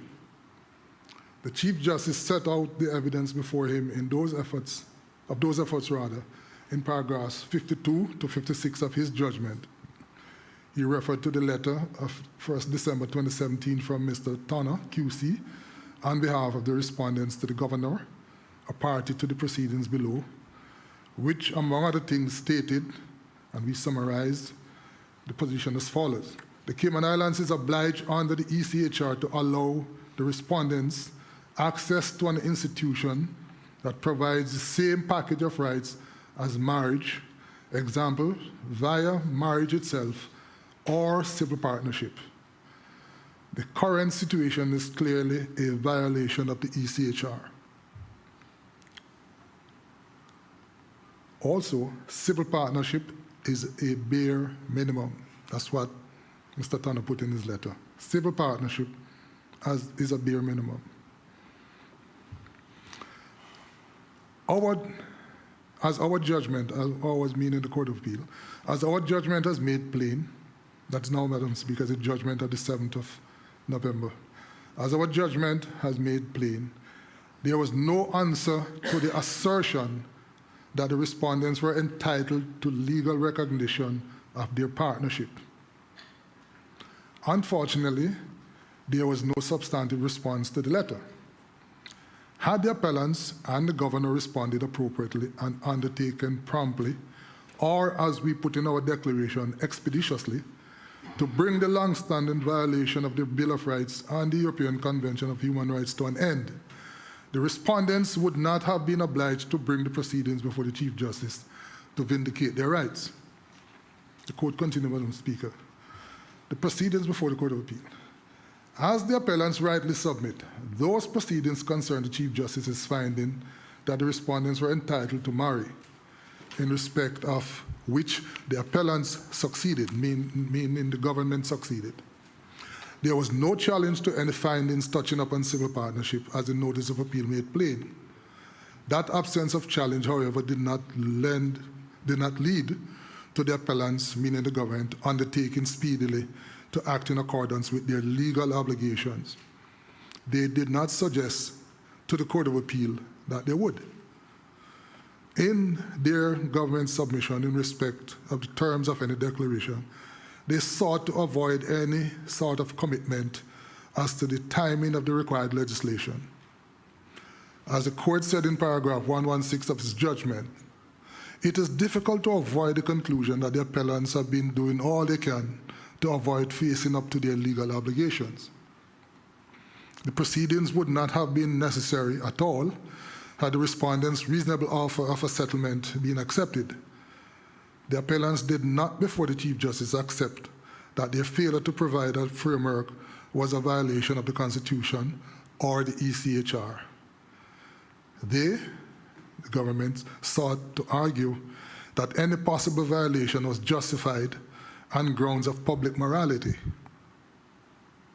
Moreover, the respondents, having successfully established a breach of their constitutionally protected right to private and family life, requiring prompt remediation by the appellants, something which, as we have set out above, they have so far failed to do. We think, too, that there is force in the respondent's submission that the appellant's failure to accept the inevitable has resulted in unnecessary additional cost. In Oleari in 2017, having found no violation in respect of same-sex marriage, but a violation in respect of Italy's failure to provide legal recognition of an equivalent institution, ordered the Italian government to pay their reasonable costs. We have concluded that to make the sort of order sought by the appellants, i.e. the government, would not be appropriate. We say that for the following reasons. First, while in the Court of Appeal, the appellants, i.e. the government, succeeded in overturning the judgment of the Chief Justice, and in consequence, they succeeded in respect of the most substantial issue before the Chief Justice, their conduct of this litigation is open to significant criticism, as we have set out above. See in particular paragraphs 13 and 14. No one in the present case can doubt that the respondent's constitutional challenge was genuine, not frivolous, and of substance. Part of the challenge was unanswerable, namely the failure promptly to provide for same-sex partnerships. Part of the challenge, namely, in respect of same-sex marriage, while in the end not succeeding, was also self-evidently genuine, not frivolous, and of substance. While their challenge was obviously of great importance for the respondents themselves, it was of considerably wider public importance, both for the population of the Cayman Islands and their governance. Those circumstances alone strongly argue against any order for cost being made against the respondents. We have anxiously considered whether it would be a proper exercise of our discretion to order the appellants to pay all or some of the cost of the respondents. We have, of course, noted the approach of the European Court of Human Rights in Oleari. However, we have concluded that in all the circumstances, the just outcome would be to make no order for cost. Accordingly, that is the order we make. So there you have it, Madam Speaker. The court again making its displeasure with the government for failure to remedy the breaches. Quite known, well known. It's highlighted the point, and in doing so, denied the government its cost. Court says, no, we're not paying you any cost. You're the reason why all of this litigation was launched. They were not frivolous, they were genuine, and they were of substance. And that was because of your long-standing failure to put in place a framework to recognize relationships other than marriages. Weren't entitled to any cost. So, Madam Speaker, to repeat, all that this legislative assembly is being asked to do here today is to show obedience to and respect for the rule of law by doing what is asked of us by the Court of Appeal. That is, to put in place a framework to allow Ms. Day and Buttonbush and others, whether they are same or of opposite sex, to enjoy their Section 9 rights under the Bill of Rights and under Article 8 of the ECHR. That's all this bill is about. Section 9 is one of the constitutional rights, Madam Speaker, ratified by this country during the referendum on the 2009 Constitution. It's one of those rights that we ratified. It's therefore part of our laws, Madam Speaker. Article 8 of the Convention is one of those rights extended to the Cayman Islands when the European Convention on Human Rights was permanently extended to Cayman Island in 2006. So that too is part of our domestic law. That is what we are trying to deal with here. According to Madam Speaker, as a jurisdiction, we're simply being asked to comply with our own domestic law that are on our own law books. And in doing so, Madam Speaker, we as legislators are being asked, Madam Speaker, to do what is right. We run the risk, Madam Speaker, of being accused of approbating and reprobating at the same time, in that we cannot embrace Section 14 of the Bill of Rights, but reject Section 9 of the same Bill of Rights, which is in the same Constitution. And we're not allowed to do that, Madam Speaker. We have to cross 9 to get to 14. And we would skip 9, go to 14, and embrace 14, and pretend that 9 doesn't exist. But 9 is part of our Constitution.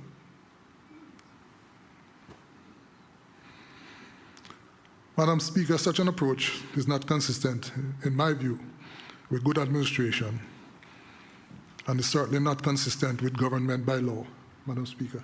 That is the rule of law. Madam Speaker, I therefore urge honorable members to approach this issue for what it is, which is showing deference to the rule of law, nothing else.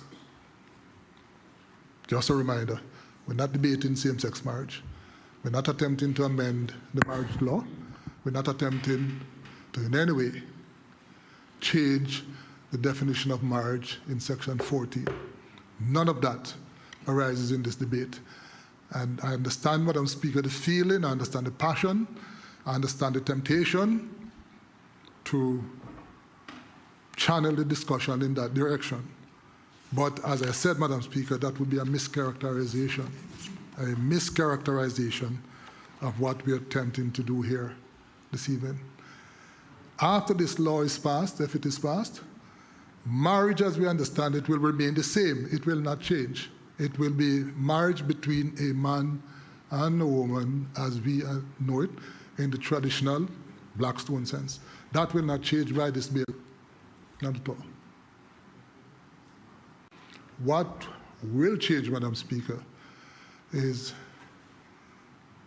persons who are not interested in institution of marriage, either for religious reason or for any other reasons at all. They will have an opportunity to put in place an arrangement to deal with someone else in a legal way that can afford certain rights and certain responsibilities. That, albeit we're told, is a minority of the population, but, Madam Speaker, the reality is that minority also has rights, and the Bill of Rights also protects the minority. And that is what this debate is all about. Madam Speaker, nothing more, nothing less. I thank you, Madam Speaker. Does any other member wish to speak? I recognize the member for West Bay Central. I'm not going to need it. I have a couple of minutes.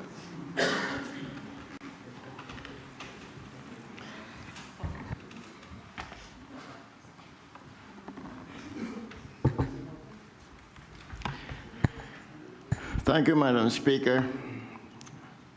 Madam Speaker, I rise to make a very short contribution to this bill before the House, the Domestic Partnership Bill 2020. Madam Speaker, this is the most emotive bill I've ever had to debate in my 19+ years as an elected member in this honorable House.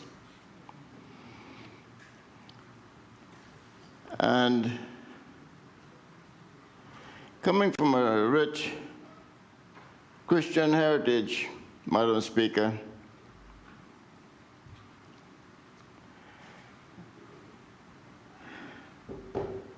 it really makes you think deep and long. Madam Speaker, as a grandparent, I now have to think about my grandchildren, all other grandchildren and children growing up.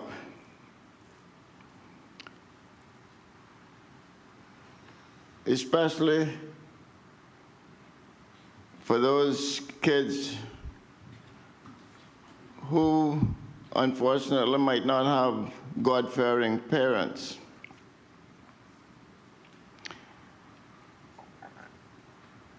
Madam Speaker, my heart's desire is to see my grandchildren grow up as their parents, who are God-fearing, responsible individuals.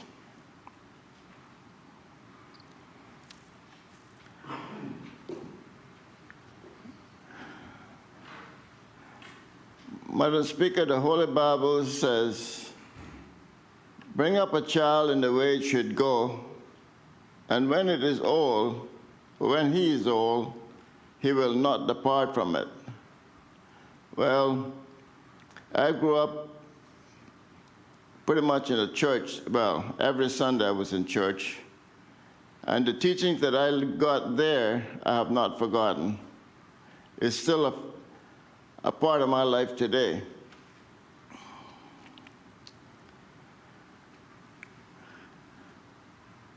Madam Speaker, from the Garden of Eden, God didn't put two men or two women in the Garden of Eden. He put one man and one woman, Adam and Eve.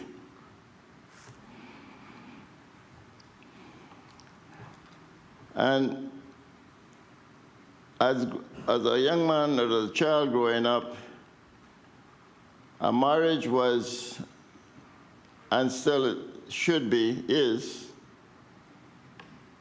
between one man and one woman. Well, I would like to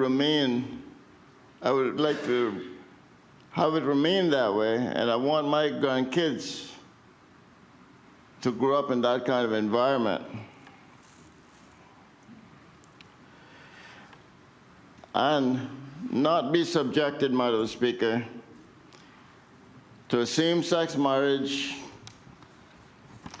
and all that goes along with it, all the behavior that goes along with it. Madam Speaker, I've known gay people all of my life, and I don't hate them. I respect them if they respect me, but I don't agree with their lifestyle, or I don't condone their lifestyle.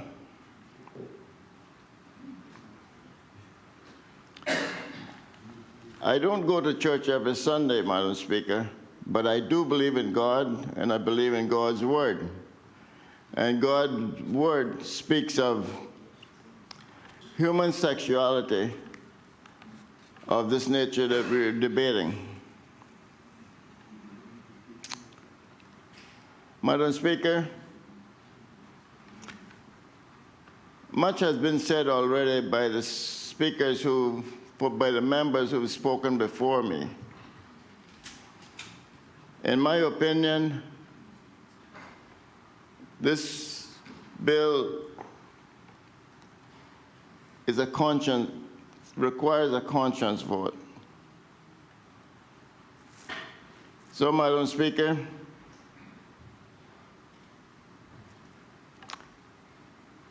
I will vote my conscience. And I thank you all. I thank you, Madam Speaker. I don't want to repeat anything that's already been said, and I know that we have one more speaker that will cover a lot of ground. But just to make the listening audience and the members here know my feelings, I thank you, Madam Speaker.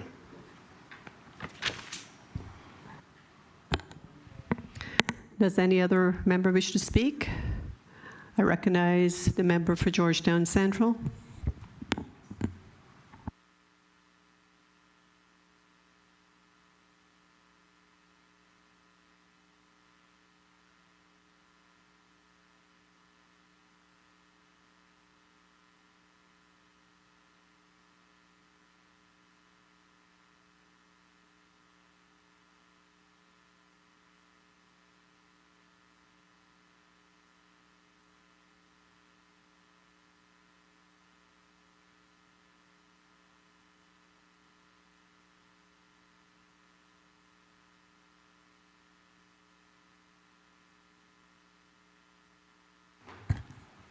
Thank you, Madam Speaker. I know it's late, and before I start my debate, I want to give you the indication that I may be using my full 2 hours. So if it may go past your intended hour, maybe you, if it is of your will to conclude in the morning, I'm fine with that, but I'm also fine to conclude tonight. But just want to give you that indication. Madam Speaker, but before I go and start my debate, I want to send a special happy birthday to my father. Probably going to be the lightest moment of this debate for me, which is going to be long, is to tell my father happy birthday, Vernon McAllister Markfield, Dad, I love you. I'm sorry I couldn't be there with you today to spend time with you, but I know you understand I have to do the people's work. That being said, Madam Speaker, I'm glad to see that we've reached the final member of the House, myself, to speak, and we're all still got our limbs attached to our bodies, and some of our spirits are down, but it's part of the job. Madam Speaker, before I go much further, please allow me to recognize some of my constituents who have taken the opportunity to stay up very late and watch the proceedings. They are who I work for, so I want to recognize them. Also, Madam Speaker, many of the members of this honorable House may be aware that I held a vote on this bill before the House on Saturday. And I want to thank the many constituents who participated in that vote. It is so essential to my job here this evening. I also want to say thank you to the brave individuals who knew that the issue was sensitive, and some people even worried about what people would think coming out to a town hall to cast their sacred ballot. But this is what democracy is about. You came regardless of what people's views were, for or against, and you allowed the democratic process to conquer.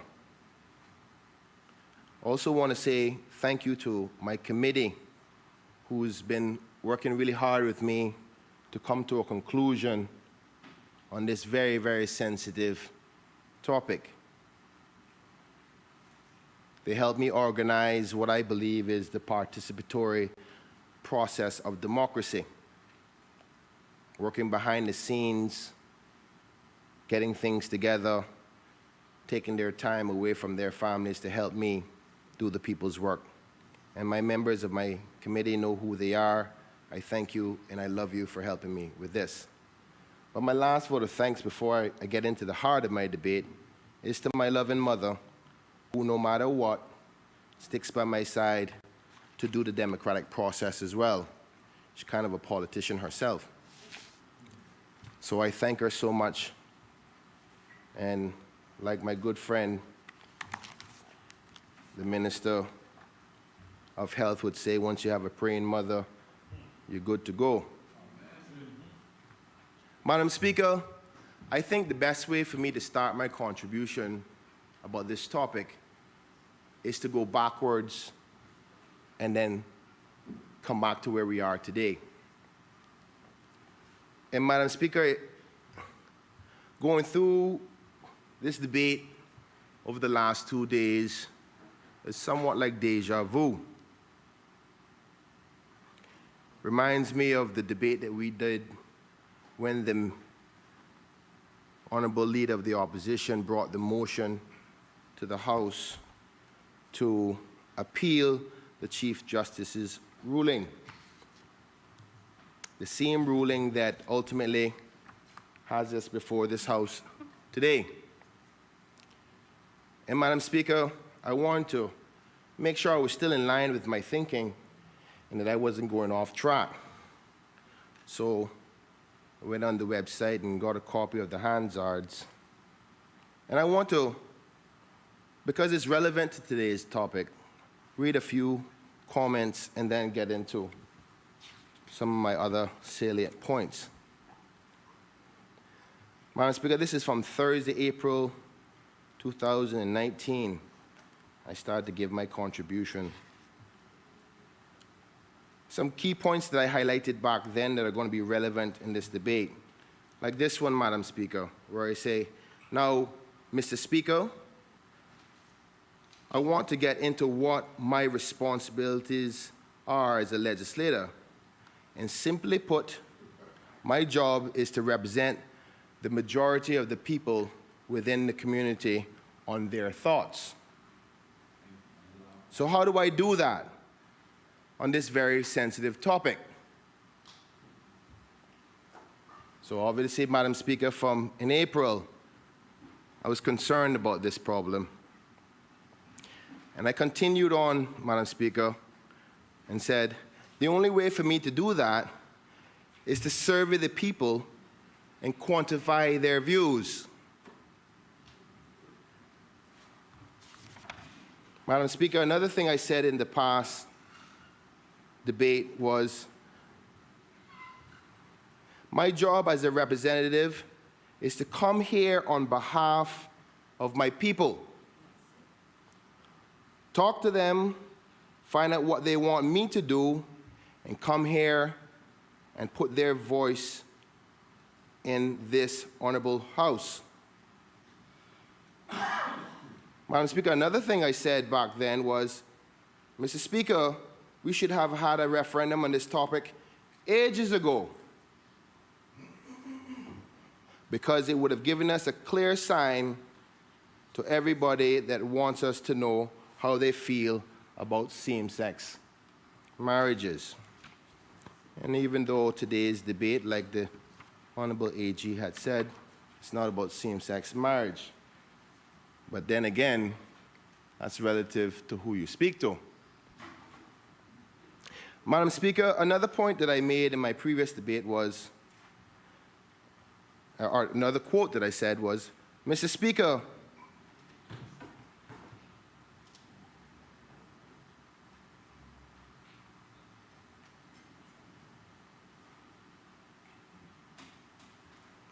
pardon me, Madam Speaker.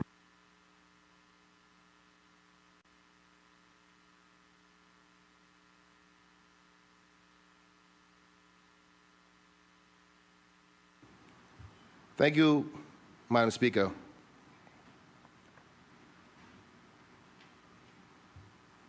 Madam Speaker, another key point that I said was,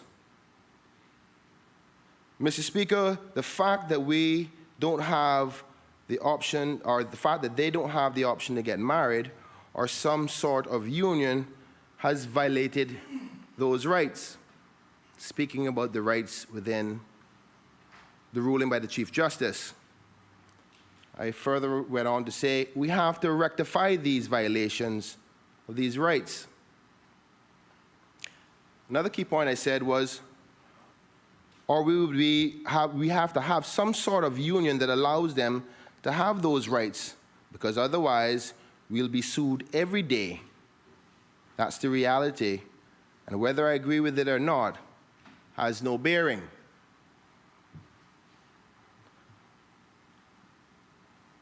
Madam Speaker, another point that I made that I want to highlight was that I, myself, had failed to, because I had 2 years that I have been before the House, and I should have come and said something about bringing a motion of some sort. Madam Speaker, I know that this may not fully be understanding why I'm saying these points, but they'll become relevant in short order. So I would ask you to bear with me. Madam Speaker, I also said, I will continue to fight for the majority of my constituents, because all of them that I have spoken to said that they don't want same-sex marriages. But the question is, would they allow same-sex unions? Quite similar to the motion that we have today, domestic partnerships. And we have to ask people, because I believe the UK is going to say, on a two-faced day, I'm living in my house, and I'm going to do what I like to do, or do it like how I like to do it. That's what I believe they're going to say, and there's already signs of this. Another key relevant point that I said back in April was, Mr. Speaker, I feel it for those who are disenfranchised in our community, but my responsibilities as a representative is to represent the majority. And that is what democracy is. The majority of the people in my constituency have said to me that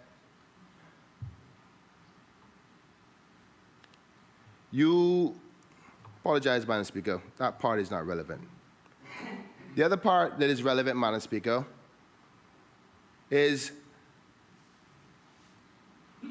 I have a foundation to stand on the majority of the people of Georgetown Central have said that they don't want same-sex marriages. But I cannot even say that they want same-sex unions either, because I have not asked them that. Another key point,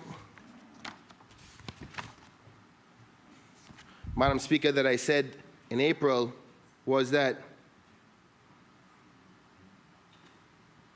but what I have had by way of feedback from my community is that people are not happy with the justice system itself because they feel they were cheated by their voice not being heard on how to rectify this problem. By his decision not to transfer the responsibility back to the people through the Parliament and through their representatives.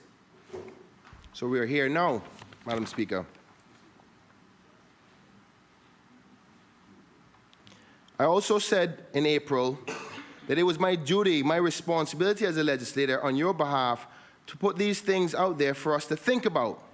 The things that we were talking about was obviously the issues that we were having with the Bill of Rights and the conflicts that we had.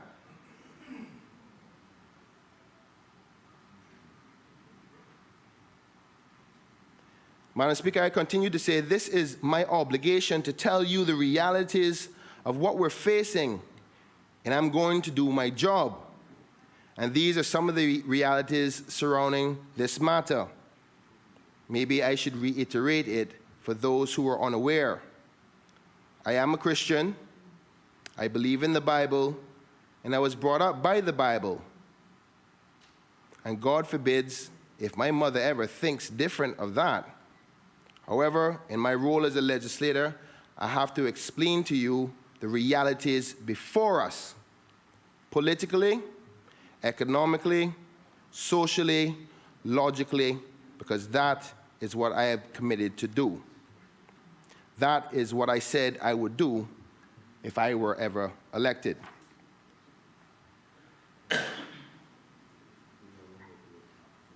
Madam Speaker, almost done with my Hansards here from my last debate to talk about today's debate.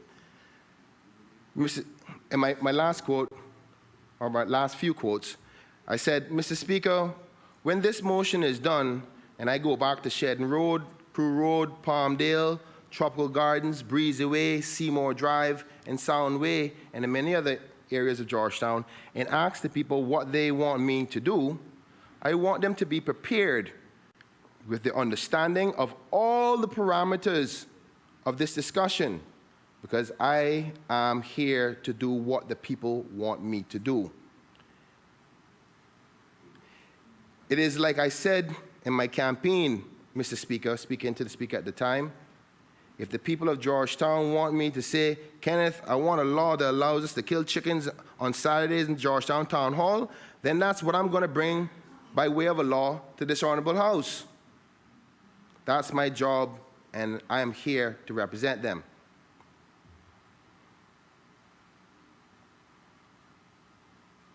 Madam Speaker, in my wrapping up, before I close my debate, I said, I must say that I am concerned. I'm worried because my faith has been called into question.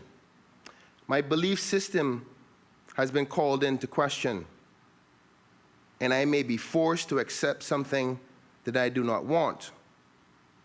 But I think there is a way out, and I think all of us as human beings together can find that solution as long as we're willing to have dialogue in a mature way. That point is going to come up shortly, Madam Speaker. And the last quote I want to use from my Hansards is, But it's time now that we have those serious discussions with our constituents, because that is the reality that we face. Now, Madam Speaker, that was in April. I want to get now, Madam Speaker, to when we started, or when the trigger of much of the discussions, sorry, my apologies, Madam Speaker, that was in April of 2019, so that wasn't April gone, that was April 2019, when the court ruling of the Chief Justice, just shortly after the court ruling of the Chief Justice. Now, Madam Speaker, we know that the Honorable Premier released the intention of the government to bring the bill we're discussing today, the Domestic Partnership Bill, on the 26th of last month. Madam Speaker, in keeping with my responsibilities, the first thing I did, matter of fact, Madam Speaker, allow me to not get into that step yet.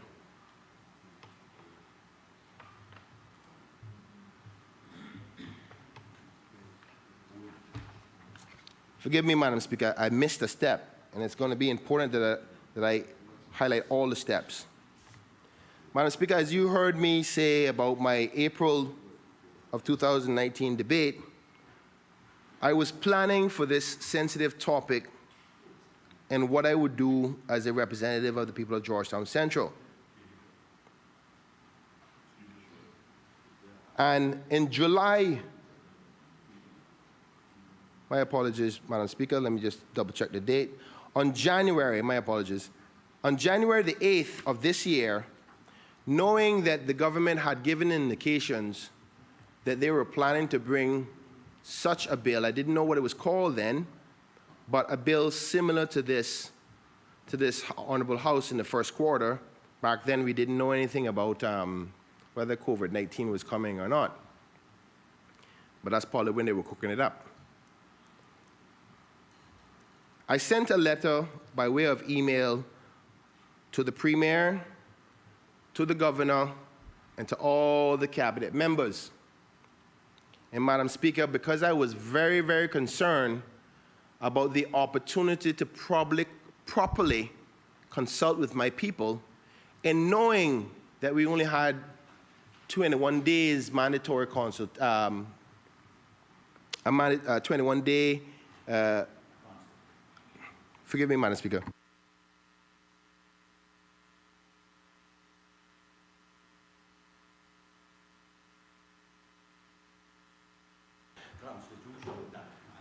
Thank you, my members. I was just trying to recall the gazettal notice of the 21-day period. That's the legal period that the government has to give all legislators about any kind of bill that they bring into this House.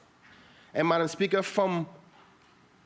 in the early part in January, I sat with my team and I said, listen, this issue about the same-sex relationships is going to come up, and I do not want to be stuck with 21 days. I don't want to know that politics are going to be played with this. So I preempted the move, Madam Speaker, and I sent a letter to all of them. Matter of fact, Madam Speaker, I'm not sure if you were involved in that email. No, you weren't. Only the ministers and the Governor and the Premier. And I want to read it to this Honorable House. Would you like a copy, Madam Speaker?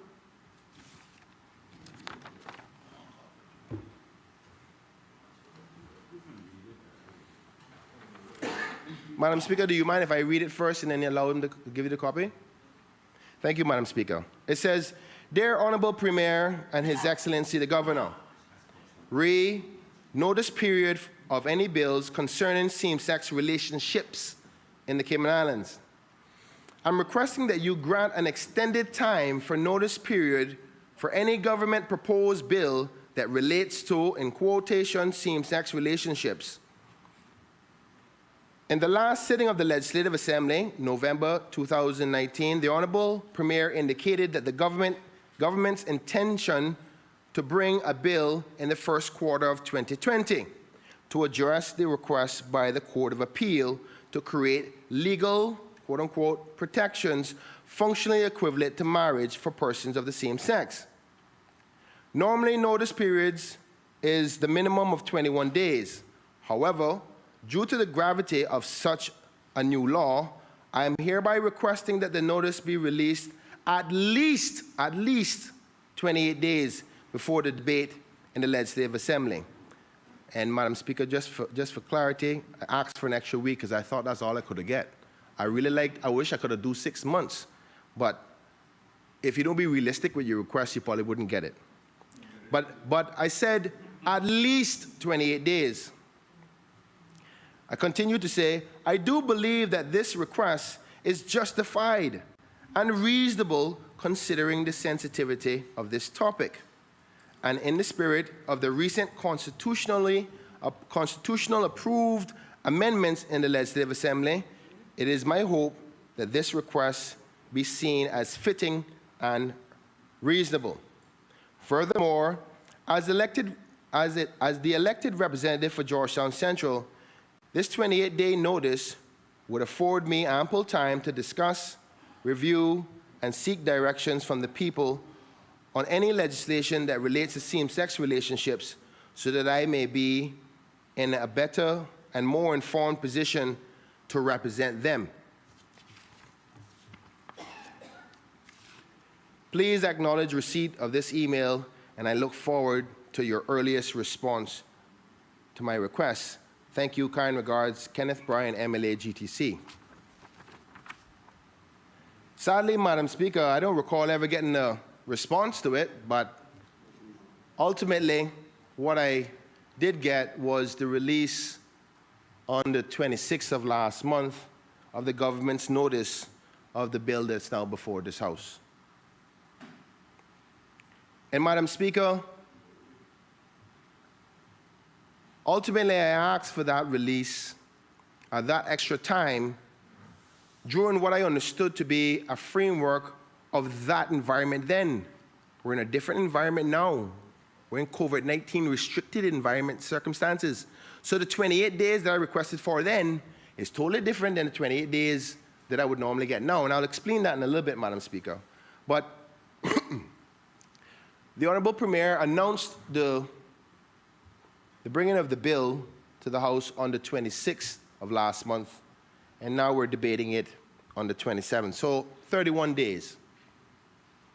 Madam Speaker, I question, it took pains to understand why they would want, why the government chose to debate this bill during a time or allow the consultation period on this bill, which we're all obligated to do, all of us. Once every bill come here, we're obligated to go out and talk to our people about it. And we don't always do, because all the bills are not that sensitive, not that big of a deal. Change, put a road here or a new policy on garbage collection or what have you. We don't always go all the time. But on a bill this sensitive, I would think that many of us would have wanted that opportunity to go out to the people.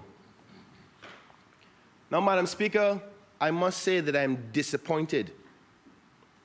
I am very disappointed that the government chose to allow the consultation period to be under the current restrictions of COVID-19. Because it's logical to assume that there was not going to be much consultation at all. Madam Speaker, I couldn't get permission to use the town hall until 10 days ago.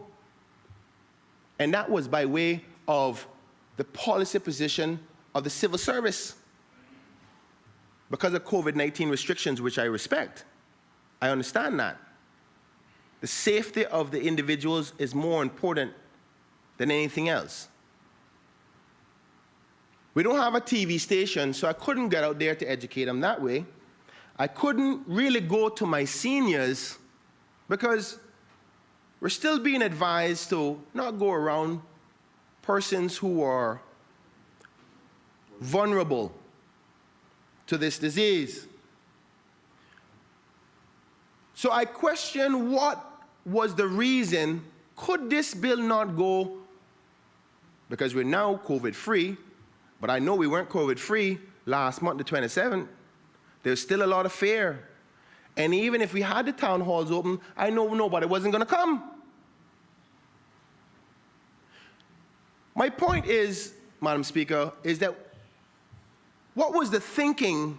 There couldn't have been any priority on truly consulting with the people when the only time you gave available on a topic as sensitive as this was with those restrictions. I couldn't go around to the old people. I couldn't go to the town halls. So I was limited to only doing certain things, which I'm not going to make that stop me from doing my job. So, Madam Speaker, I did the next best thing I could do. I went to social media. I went to every radio station I could. I had to spend money to get on them too. And allow me to list the radio stations, because I recall my colleague, the Minister for Financial Services, saying that it was our job to educate the people. I agree with her 100% on this matter. It is our job to educate the people. But I must say that I don't remember many members out there educating the people about this topic, especially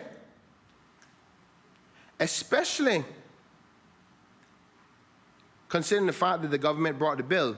Now I'm aware that there are some who did their part. I know that the member from Northside had a town hall meeting. I know that he went on the radio and spoke about it.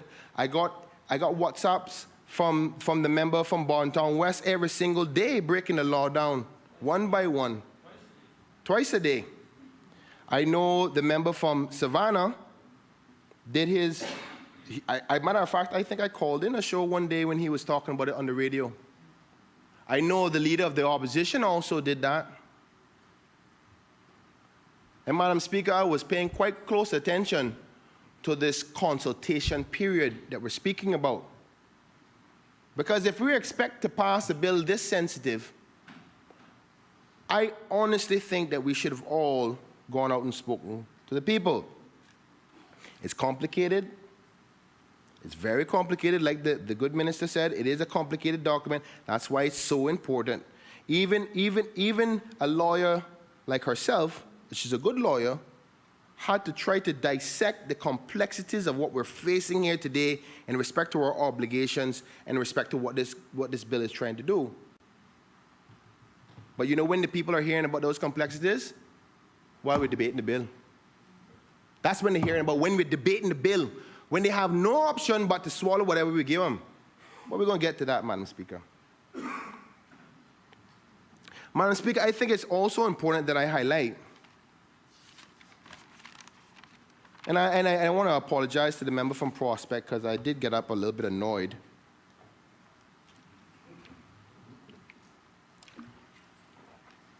When I tried to correct him or suggest by way of clarity as to this thought that the members of opposition was given the privilege to speak to the Attorney General to ask him relevant questions about this bill.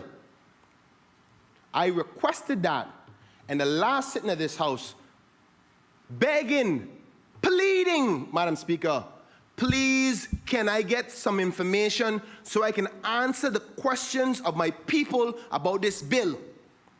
Can I get the legal drafting department to sit with me so I can ask the common man questions so I can go back to my people and answer them? Up to this day, I haven't gotten it. But apparently, the members of government did.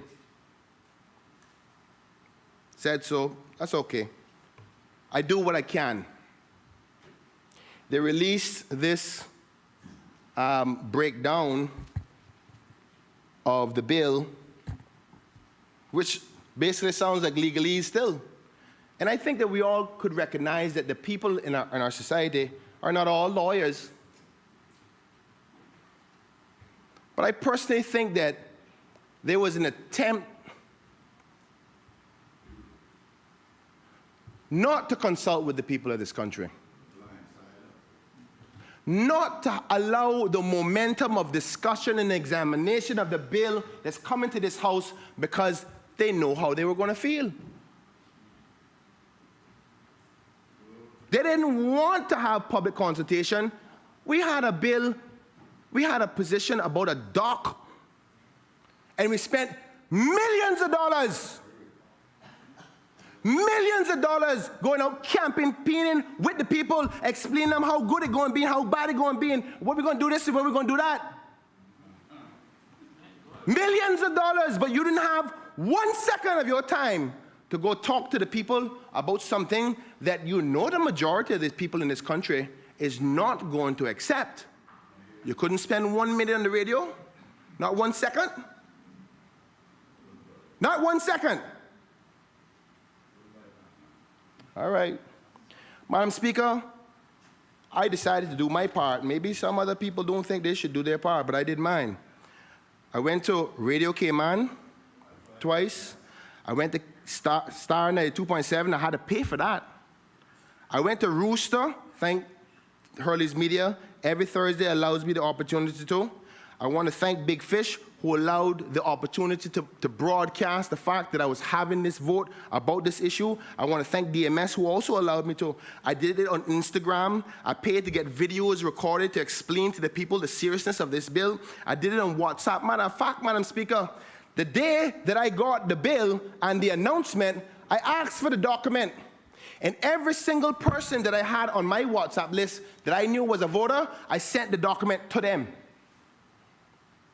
But I understand, Madam Speaker, not most of my constituents is going to go through the details of that document. I mean, half the time myself, I need to call and ask a lawyer to give me some advice myself. And I'm a legislator. So I didn't expect that my constituents are going to get the full ramifications of this bill or be able to pose necessary questions of how it would affect them.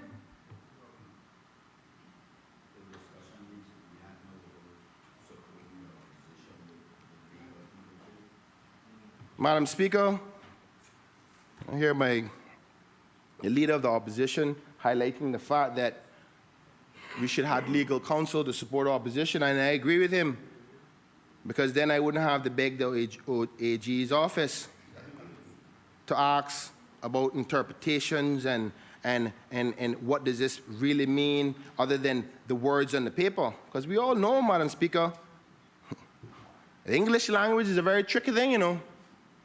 You read something, you think that way it means. And I personally believe that's how we got in trouble in the first place with this. That's how we got in trouble in the first place with this, because of the negotiations that happened in 2008. But we're going to get to that, Madam Speaker. Madam Speaker, as I was saying in my earlier part, I did everything I could under the circumstances of a pigeonhole attempt to get one certain outcome. Without consulting with the people, I squeezed my way through and did everything I possibly can to educate my people. Outside of going and try to spread coronavirus all over Georgetown Central, I did everything I could. Now, Madam Speaker, as I said before, I held a vote on this issue.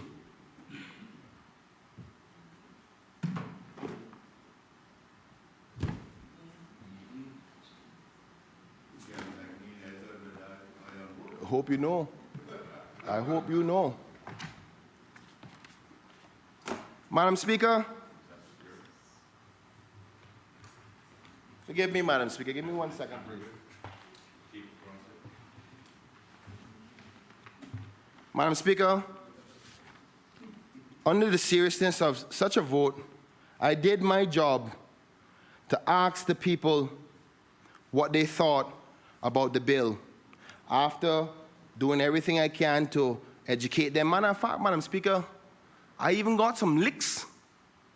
I got plenty of licks when I'm on the radio, because everybody knows what my views are. But I tried to explain to the people about what our constitutional obligations are, the seriousness of our relationship with the UK, the powers that they have, and what our options are. And Madam Speaker, in doing so, before I held before I held the vote on Saturday, I sent out an email, I apologize, I created a video to send out to everybody in Cayman but particularly to the voters of Georgetown Central. And I hope that you would allow me to read the text of the video. It says, "Good day, Georgetown Central voters. As many of you know, the government has released a bill for public consultation entitled the Domestic Partnership Bill. It is due to be debated and voted on in our Legislative Assembly on Monday, the 27th of this month. As your representative and your voice in the Legislative Assembly, it is important that I consult and get directives from you, the good people of Georgetown Central. So it is my intention to hold a vote on this matter at the Constitutional Hall, better known as the Georgetown Town Hall, this coming Saturday from 9 a.m. to 5 p.m. Your vote will be confidential and will be done in private, where no one will know what your views are. Your input and direction on this bill, by way of your vote, is vital to best represent you." Let me read that part again, Madam Speaker. Your input and direction on this bill, by way of your vote, is vital to best represent you. The question will be simple and reads as follows. As a registered voter for the constituency of Georgetown Central, do you wish for your representative, Mr. Kenneth Bryan, to vote in favor of the government's proposed domestic partnership bill? Yes or no? But before you vote, it is important that I inform you of some facts and realities of this bill. Firstly, this bill is the government's proposed solution to the declaration made by the Cayman Islands Court of Appeal to implement a legal framework that is equivalent to marriage for persons in same-sex relationships.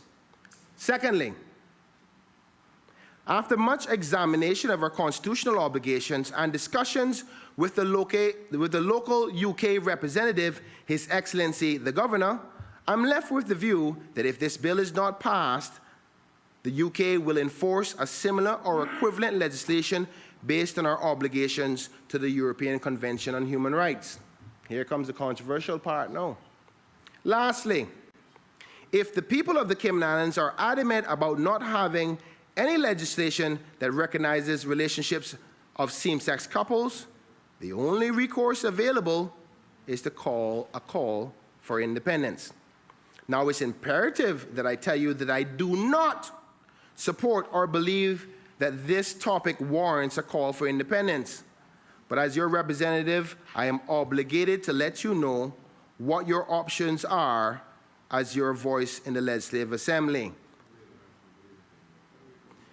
It is paramount that I understand and know your wish on this important topic before our Honorable House. So again, I invite you to come and place your vote that will advise me as to your position on the government's proposed domestic partnership bill. I look forward to seeing you this coming Saturday, the 25th of July, at the Constitutional Hall, better known as the Georgetown Town Hall, between the hours of 9 a.m. and 5 p.m. Come and take part in your democracy. Again, I'm going to repeat that. Come and take part in your democracy. God bless and stay safe. And an added line, just to make sure I get as many people as possible and trying to spread the word as much as I possibly could, I said, please share this video, as it's important that all voters of Georgetown Central are aware of this event. Let me say it again, because it's going to come up, Madam Speaker.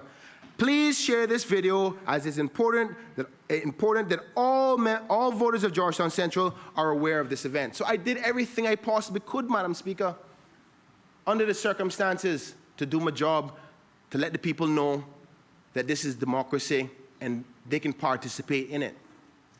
Now, Madam Speaker, the part about the independence thing didn't come from me. It came from talks with UK officials. They said, you don't like it? The only one way out of it. That didn't start today. They've been saying it for a long time. So the viewpoint of the independent part, I don't want people to think that that's my view. Now, Madam Speaker, one thing that was not mentioned in that video was that as I was preparing for the vote on Saturday, some other things came to mind. Many people saying, well, the people should have their say on this. So rather than having one question, I had two. And Madam Speaker, I want to lay this on the table of this Honorable House for you to see one of the copies of the ballot that I made. Chris?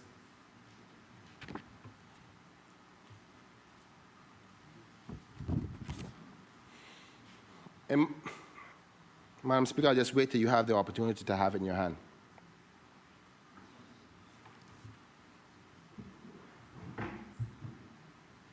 Madam Speaker, what you have in your hand now is a copy of the ballot. And for the viewing audience, they will see it's almost as similar like a voting ballot. And on it says, as a registered voter for the constituency of Georgetown Central, do you wish for your representative, Mr. Kenneth Bryan, to vote in favor of the government's proposed domestic partnership bill? Yes or no? And I added a second question because so many people were trying to say that, you know, this should be the people saying so. So in a proper official capacity, I added a second question. Do you believe that there should be a national vote on the government's proposed domestic partnership bill? Yes or no? Madam Speaker, I think I've held the people in suspense long enough. Madam Speaker, I want to lay on the table of this Honorable House the results of that vote. Member for Georgetown Central, you're laying this on the table as well as the other document? Correct. Oh, okay.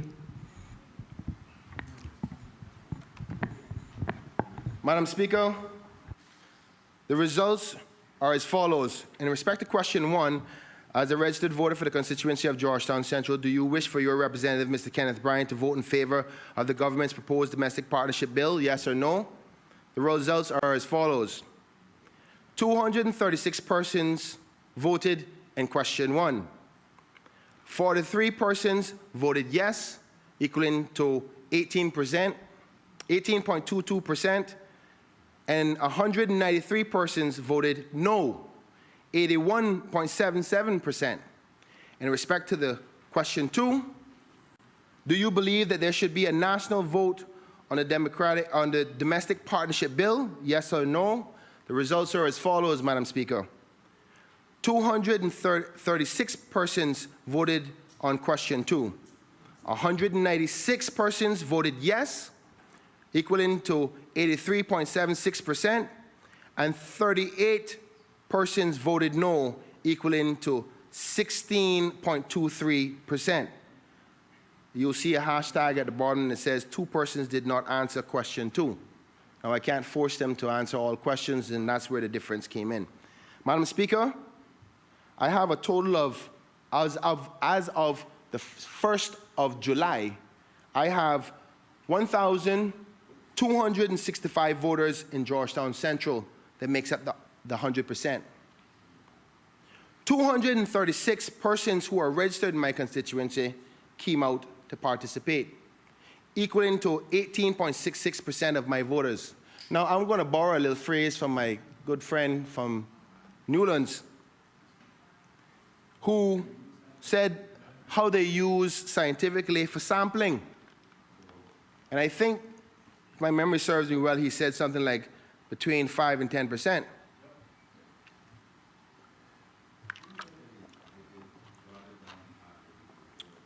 Madam Speaker, I think I passed that.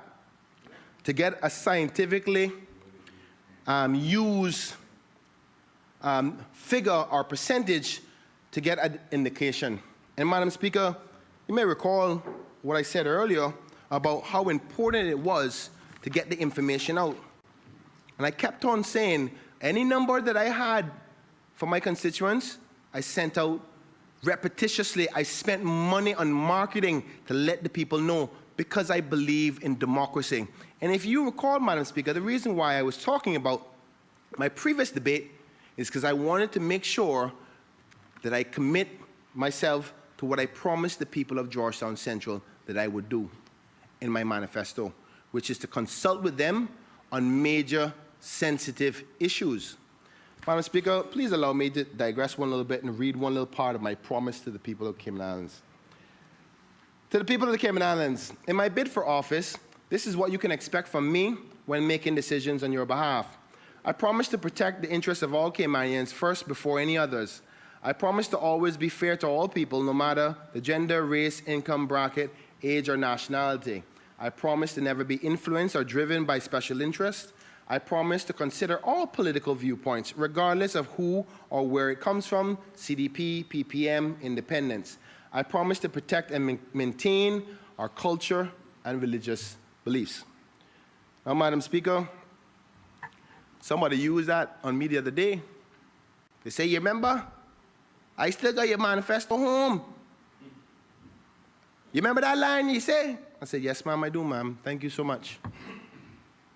They remember what my job and my responsibility is. They remember what my commitment was to them. So, Madam Speaker, I am fulfilling my commitment. And at this point is where I would like to lay on the floor of this House the ballots, just in case anybody out there have any questions about what they look like. There they are, Madam Speaker. You can't see? Well, you can examine it, because, Madam Speaker, I want to lay this on the table of this honorable House as well. So loud. Thank you, Madam Speaker. In it also, Madam Speaker, is the tally sheets, not done just by myself, but also by my team, and can be verified. And I know I'm not going to tell my mother that she's a liar. I know you're not going to do that. So, one thing I try to do is to be as transparent as I possibly can and do it the right way. Because, Madam Speaker, you notice somebody's going to say, but this young man hasn't touched the bill yet. The truth is, I don't need to touch this bill, because you know why? Nobody asks the people what they want yet.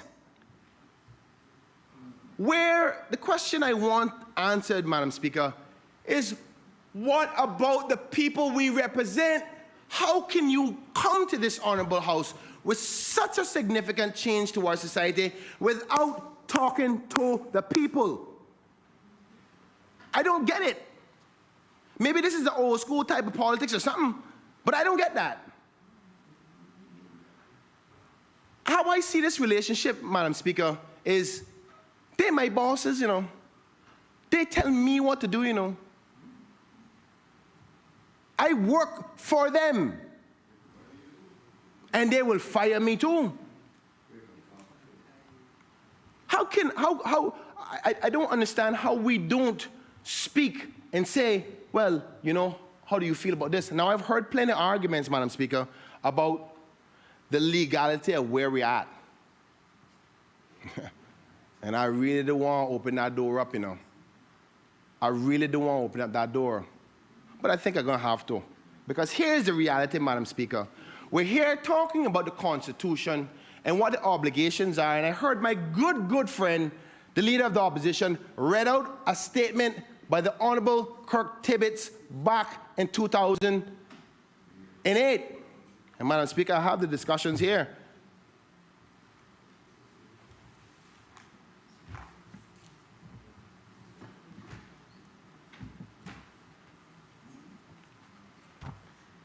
And what bothers me the most about that time is that, and I think most people are politicking with this question now, which is, hold on there. Back in 2018, when they were trying to convince us to vote for this referendum, and they vote in the referendum for this new Constitution, they told us that don't worry, our Christian beliefs are going to be protected, and there's nothing to worry about. That's what they told them. And I hate to say this because I've grown to love the Premier and respect him. But he was a key driver in that boat. He got an MBE from it. So how in the world now is there a misunderstanding as to the people's religious belief system? They were told to go and vote for that referendum on the belief that, don't worry, our Christian beliefs are protected. Nobody didn't see the little slide-through window open? Did nobody see it? Because our window is open. There's no doubt about that. And I said so clearly in my message to the people, we got obligations. But guess what, Madam Speaker? What we're forgetting about all of this is the thing that is key to democracy, and that is choice. That is choice. The people of this country can say, you know what, England, here what? Here what? I don't want whatever you're giving, no matter how you give it, no matter how you send it, because we have options too. Now, I'm not encouraging those options, trust me. That's the last thing I want. But do not try to sit here and pretend, and don't tell the people that they shouldn't fight against it or shouldn't stand for what they believe in and make it seem like they don't have options. Madam Speaker, let me tell you something about faith.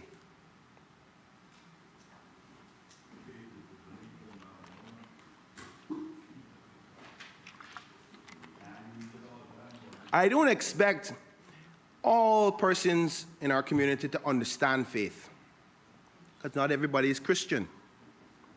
But I'll tell you what most people will know is history.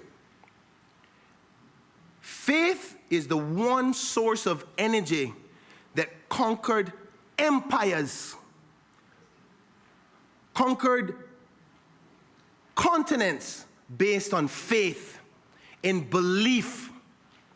And if this government go and think that that powerful energy that they call faith is going to be subject to just pigeonhole coming down here by the LA without talking to them based on the one thing that there's their foundation, you might as well tell a man, listen, oh, you don't need your legs. So where they got this thought that even if this bill passed, that there's not going to be a residual mess in our country because you pigeonhole it down their throat. Madam Speaker, I want to make sure this is clear, you know. I'm not saying that there's not a solution here. But there is no solution without the people's buy-in. You cannot miss that step. You have to talk to them. And if they say that they want it, then so be it. If they don't want it, they still got a choice. That's what democracy is. We don't have to be a part of England. I'm not suggesting that we should leave them, but even England themselves knows that. Listen to me, this is not a relationship where you the parent and the people are children and you tell them how it goes, you know. It don't work like that. We work for the people. And if you think that it's okay to do that, you wait till 2021 come. You think that they didn't hear when Ms. Julie said that there's a threat that this type of stuff will be put into the education system, and I didn't even know it. I didn't even know she had that conversation with England. I tell you what, I give her much credit for holding that in that long.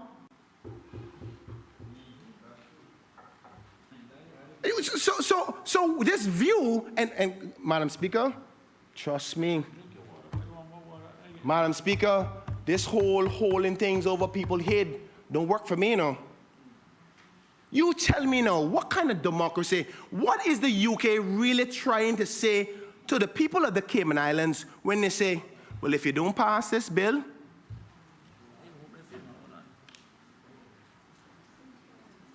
we're not getting your constitutional changes. You know what I call it? Bribery. It's against the law. That's blackmail. Against the law. Are you taking away the core principles of democracy, which is choice?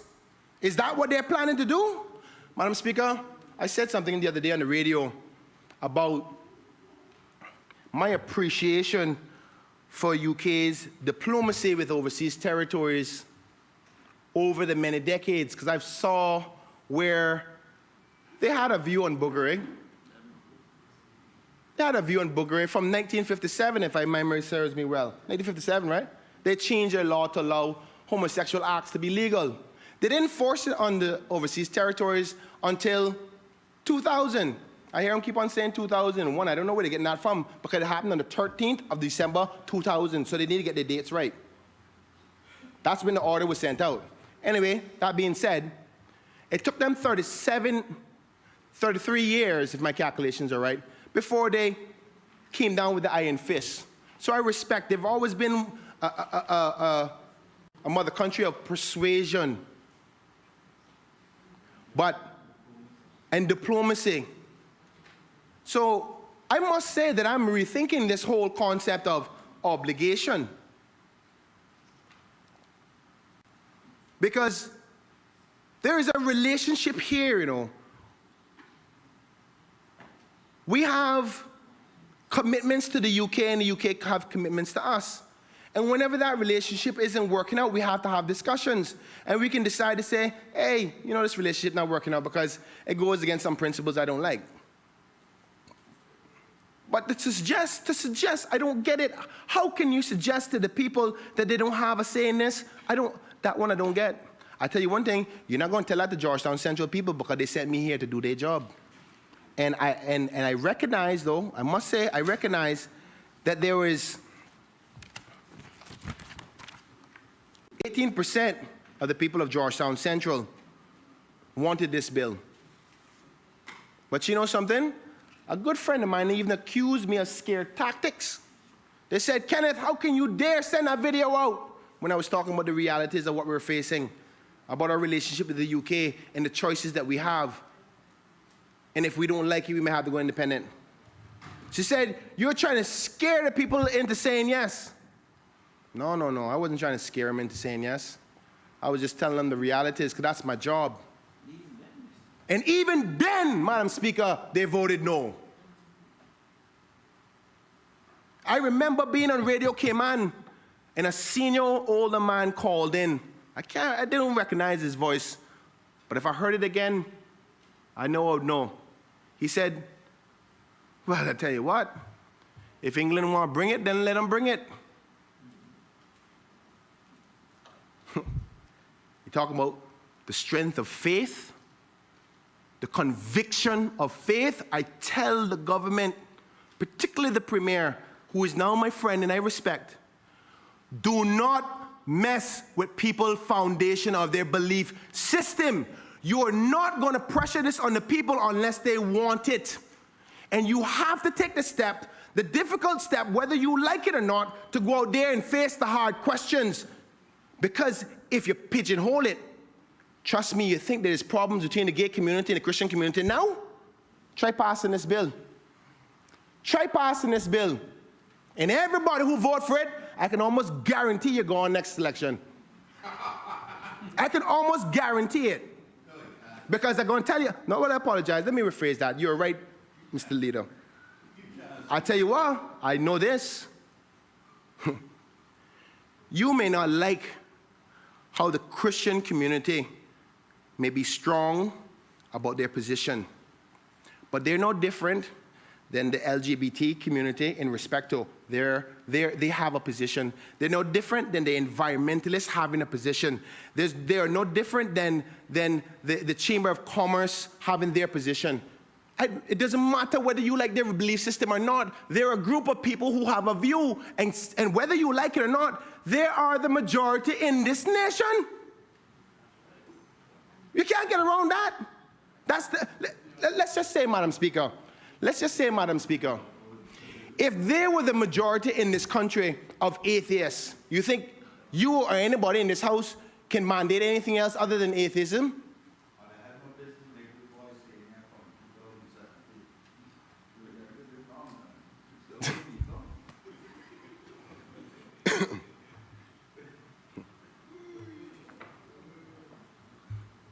Madam Speaker, the point here that I'm trying to say, right, is that not that we don't have a problem. Most of the members recognize there's a problem. And I agree with them, and they know that. That's why a lot of them are expecting me to say yes to this bill. But little do they understand that I am obligated to the people of Georgetown Central, not to them.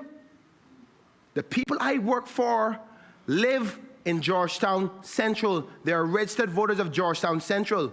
Now, the Premier said that he was interested to hear what my position was going to be, or he hoped that I follow suit with the bill. If he was interested in that, what he would have done was gone down to the people of Georgetown Central and explained to them what the merits of this bill is, and not allowed a 30-day consultation period in the midst of COVID-19.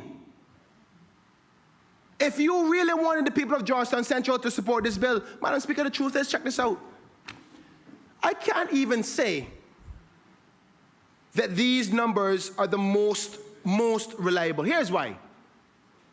Even in my attempt to educate my people as strongly as I could under the circumstances, you know when most of the information came out? Right here today and yesterday. No public consultation. So let's say, for instance, Madam Speaker, the seriousness of what the AG said, the seriousness of what the Minister of Financial Services said, the seriousness of what the Premier is going to say after he closes up the debate, because I know he's going to respond to me. Suppose all those seriousnesses are real. You think I have any opportunity to understand what the people feel? That's what happens when you don't consult with your people. Here's another thing, Madam Speaker. They're talking about, oh, we gave consultation period. The bill that I see here today is the same bill that I saw on the 26th. So all them people who wrote to her, where are the changes? So is that true consultation? How can you have a bill that is firm before you had a consultation? You never had no intentions of listening to what the people said. None. Madam Speaker, you notice I'm not saying nothing about whether this bill is right or wrong yet, right? What I'm talking about is bigger than same-sex marriages. I'm talking about democracy and how we deal with it in this country. And this government has proven, not the whole government, because there's some members who stood ground today, but you cannot do that on matters of this nature that is protected in our Constitution, or supposed to be protected. How can you possibly think that you're going to come on COVID-19, a disastrous time in our history of the world, and then bring something that is the foundation of what we believe we are as Caymanians is based on our faith? Like the good Minister of Education said, he founded it upon the seas. And you're going to come break it out in 30 days during a pandemic when you can't talk to the people? I don't even know if my people totally understand. But you spend millions of dollars on a dock to tell the people about how fancy this dock going to be, but you don't want to talk to them about their faith? Let me tell you something, Madam Speaker. That one thing you don't want to mess with, whether you like it or not. That's one thing you must not play with. And Madam Speaker, I think the government made a drastic mistake. I can tell you because I watched here for 2 days. And you might notice that I was on my phone the whole time. You know what I was doing? Monitoring Facebook and monitoring YouTube. Because while we in here arguing about this, there's an online battle between the two sides. Online battle. They're beating each other to pieces. No matter what happens in this house when we vote, you know, nobody wins. Because you know what's going to happen? We're a divided nation. If the Premier thinks that that's good leadership, I'm going to tell him what good leadership is. It's going out and talking to the people, understanding the difficulties of it, and say, son, just like how you do as a parent, son, daughter, I understand that this is hard for you, but here's why it's important. And get that person to agree with you, not to pigeonhole it to them. Talking about good leadership, about responsibilities. Good leaders go out and get their people to agree with them. That's what good leaders do. Don't tell me the same approach they took with the report until the CPR stood up and said, that's not how it's going to work. You can't pigeonhole people and just tell them what they're going to do on serious matters. If you want to do a little policy change on picking up garbage or whatever else, people don't care about that. But not the most, the thing that we crave and stand proud for all the days of our life, about where we come from and our faith system and how great we are as good people, and you want to pigeonhole that? Come on, man. What are we doing?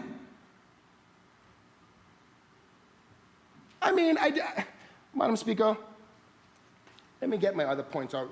Madam Speaker, can you give me a time check, please?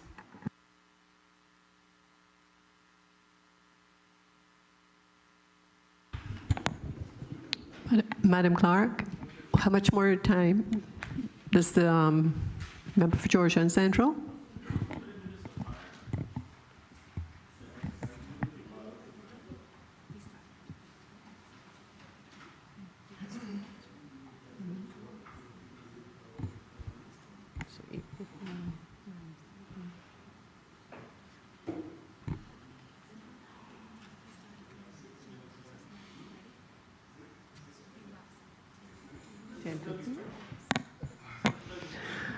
Okay, you wrap up at 10:15, so you still have another hour. Thank you, Madam Speaker. Madam Speaker, I don't plan to use that much, but Madam Speaker, I want to go now to,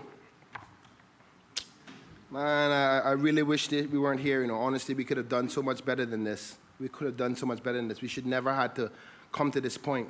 But we're here, and it wasn't because of my decision. But I have to address the issues before us. Madam Speaker, the Premier said in his contribution that on page 13, in respect to his contributions, he said, increasingly I'm seeing and hearing calls for the people's initiated referendum on this matter. For some in this House and outside of it, for a general referendum at the next election so that the public can decide on this issue. Madam Speaker, I think that call must have came from the people that came to my poll, because 83% of them, 83.76% of them said that they think it should go to a national vote. But if the Premier wants to ignore them, that's another question. Here's the other, he continued to say, this is a matter of law, and indeed a constitutional matter. To repeat again, our courts are requiring the Legislative Assembly, I'm assuming that's supposed to be to provide the protections that they have identified. They are requiring that the Legislative Assembly cease the continuing breach of both Article 8 of the European Convention on Human Rights and Section 9 of the Bill of Rights in the Cayman Islands Constitution. Compliance with these provisions is not a matter for this House or for this government. Rectifying these issues is a matter of complying with law as articulated by the Court of Appeal. Madam Speaker, I would say this again. The reason why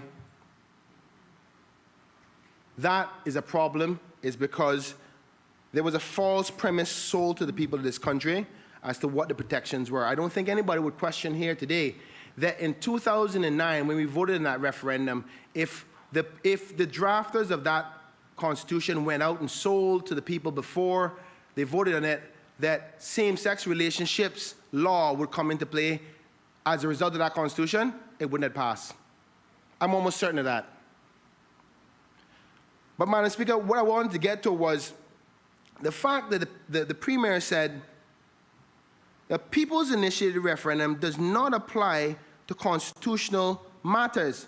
I agree, because it says so in the Constitution, and allow me to read it. It says in Section 70 of the People's Initiative Referendum, without prejudice to Section 69, a law enacted by the legislature shall not make provisions to hold referendum amongst persons registered as electors in accordance with Section 90 on matters of national importance that do not contravene any part of the Bill of Rights. So he's right. But the part that was interesting to me was the other part where he says, a general referendum as allowed by Section 69, which is the previous section, which is the government referendum, is not suitable to decide on this matter. But why? Why is it not suitable? In his wrap-up, can he explain to me why is it not suitable? Because regardless of what the legal obligations is, what they're failing to remember is that people have a choice. We're assuming that they don't have a choice in this matter. You make it seem as if to say we don't have options to tell the UK no. and that we can't continue to challenge it. What we have to do is explain to the people that if you want to go that far, here's what's going to happen. So if you're representing the people like what we all should do, what you need to do is find out exactly what they want. Now, if you want to go tell them, listen, the only option you have is independence, maybe you mightn't get everybody voting against it. I don't know. But one thing I know is that they don't know either, because they haven't asked them. Mr. Anthony has asked for a referendum on this matter from decades ago.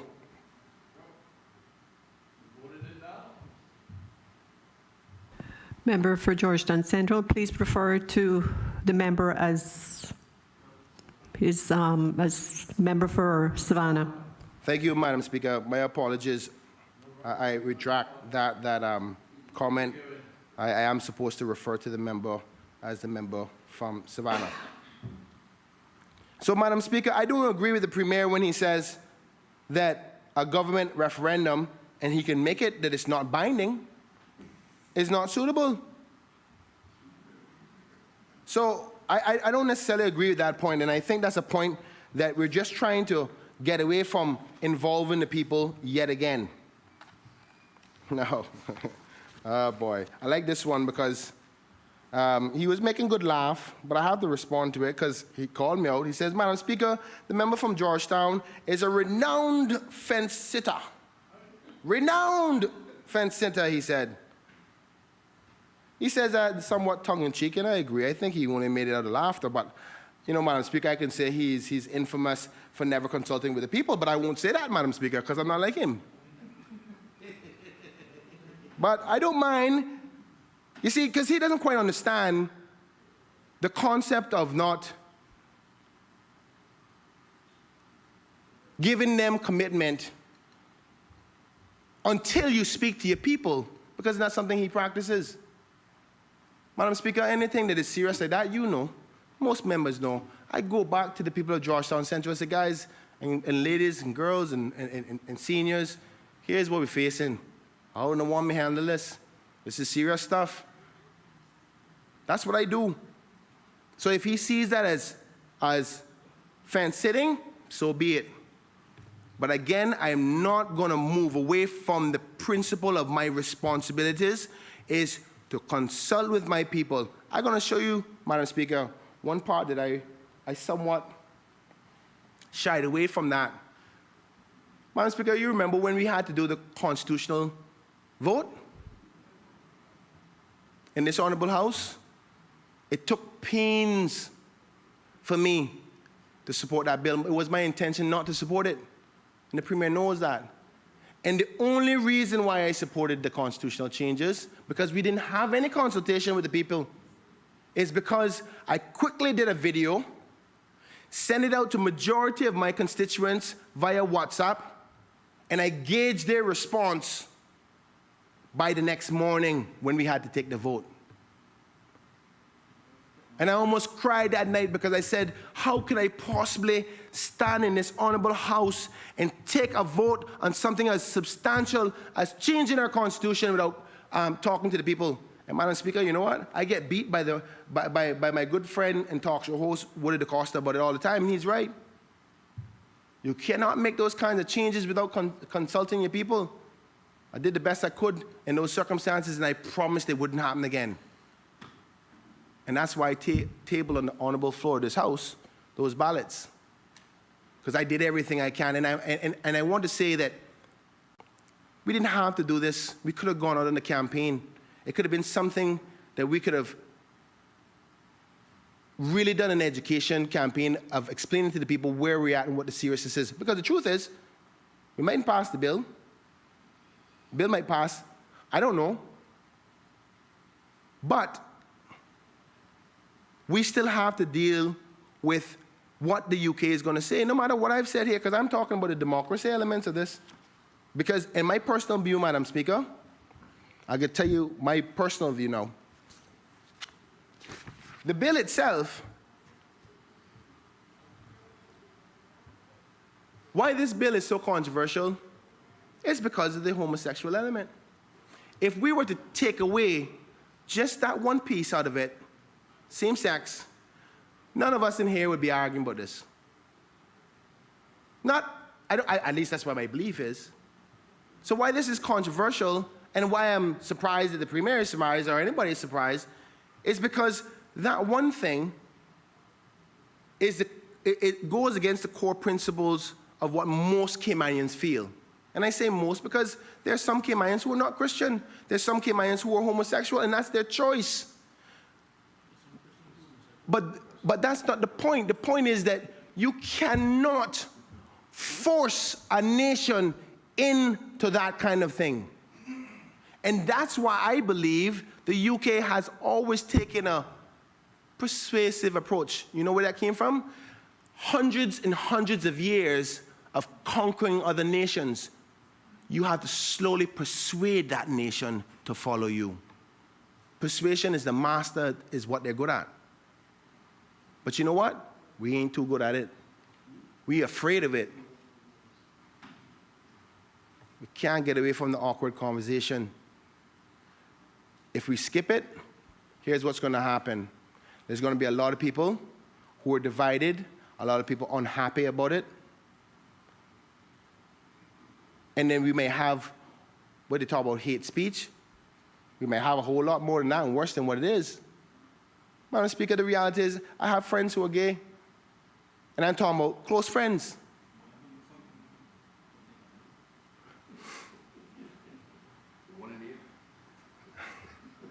Madam Speaker, I hope the member didn't think I was pointing at him. I was just pointing in general. But I want to try to make sure that this message is not geared about homosexuality. It's about choice. It's about the principles of democracy. Madam Speaker, I'll tell you this. If the good people of Georgetown Central came down by way of majority and said, if the numbers were the other way around, I have to be committed to my job. And say the majority of people in Georgetown Central want same-sex relationships. Because everybody in Georgetown Central had an option to come down there. Some people may say, well, Kenneth, that's only 236 people. Everybody had a choice to come. I'm going to show you how far I went with this. On the day of the polling, we were open from 9 a.m. in the morning all the way till 5. I even went till 5:30 because there's a couple of people who came late and they came inside and they did their vote. I decided with my team, I said, listen, we got to do the seniors, what we call the shut-ins, people who don't get out that often because of their disabilities or because they're elder, what have you. So we dedicated Sunday to that effort. I sent out a message that morning when I was going out to the seniors, another message, another effort for the people of Georgetown Central to participate. And I said, good people of Georgetown Central, I'm going around in the community again to deal with the shut-ins and the seniors who were unable to come out on Saturday. If you would like an opportunity, for some reason or another, you are unable to make it to the polls on Saturday, here's a second chance at it. I will come to your house. And some people took advantage of it. That's why, if you look at the tally sheet, where it has a breakdown on the mobile voting element of it, that you'll see there was up to 80-something people who took advantage on the Sunday. So, Madam Speaker, I did everything I possibly can. Now, if people don't want to participate, I don't want anybody questioning these numbers about how little they are, because they're going to say that. Well, how can you make 236 people direct your position on this matter? I done everything that I had to do. I can only assume that the persons who didn't participate is not of the view that this is a matter of concern for them. So in these types of cases, what happens in democracy is the majority decides for them, the people who decided to participate.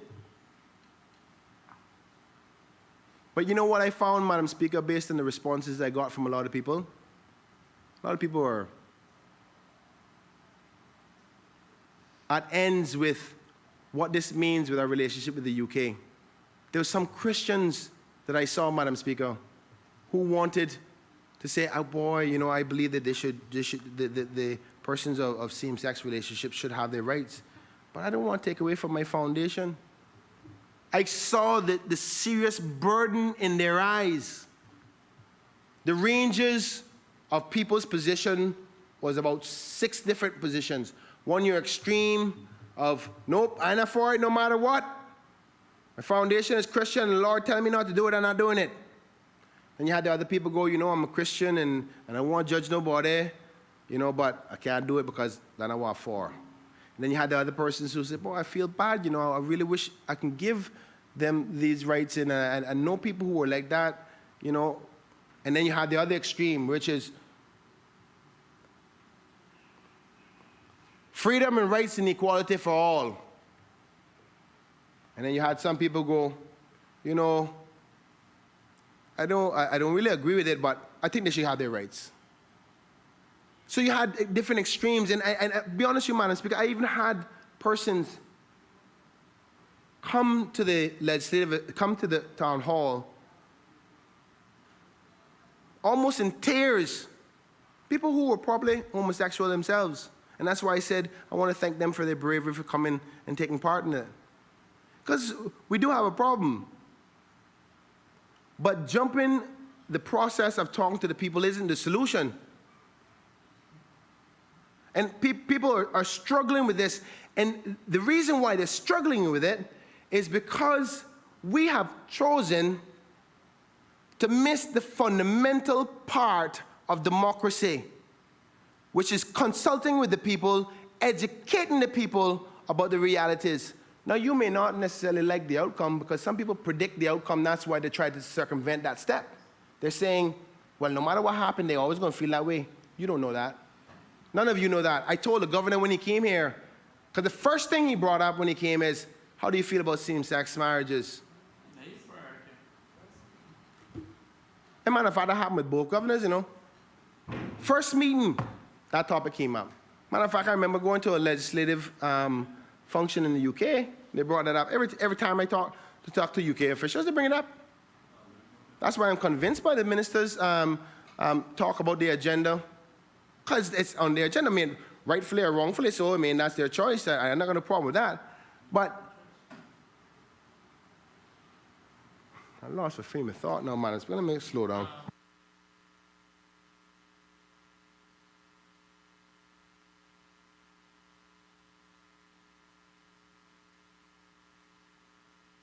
Madam Speaker, what I was getting at was the lack of the missed opportunity because of them skipping that step.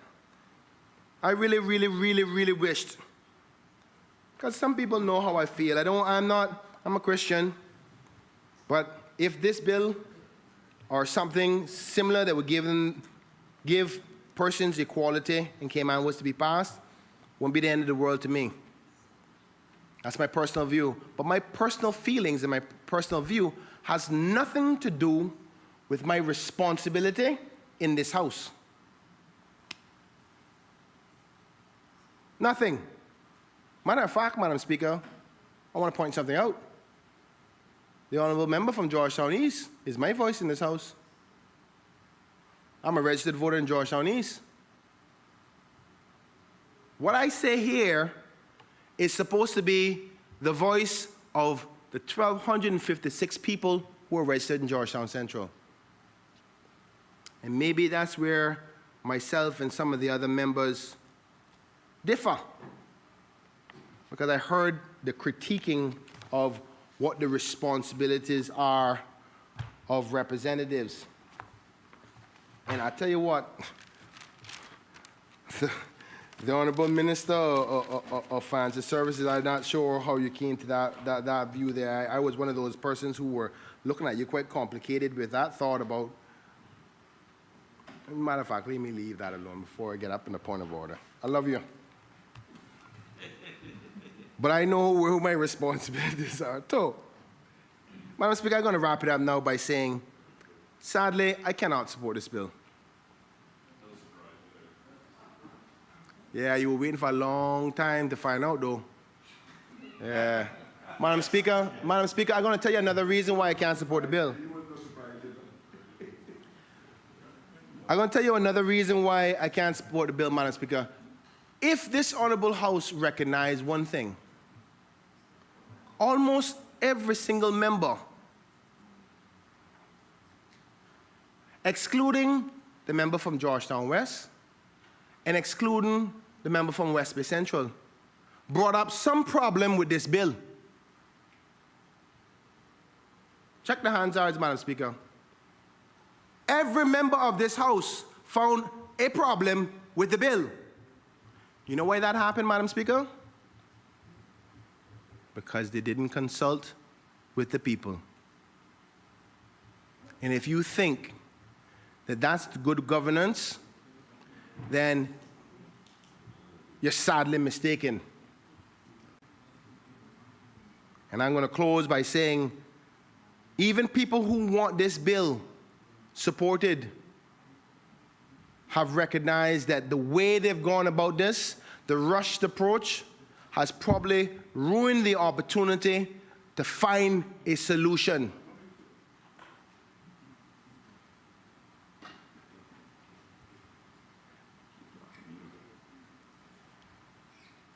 Because I think that the people of Cayman Islands are quite reasonable, you know.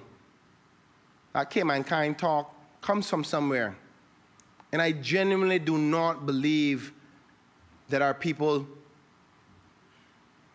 when I say our people, I'm talking including persons who are homosexual, because there are Caymanians who are homosexual, and they're my people too. But I do not believe those who disagree with homosexuality that are Caymanian are hating those who are homosexual that are Caymanian. I don't believe that.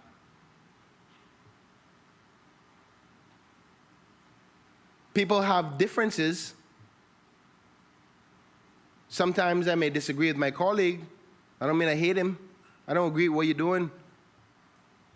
I don't agree with how you tie your shoelaces. I don't agree with what kind of truck you got. But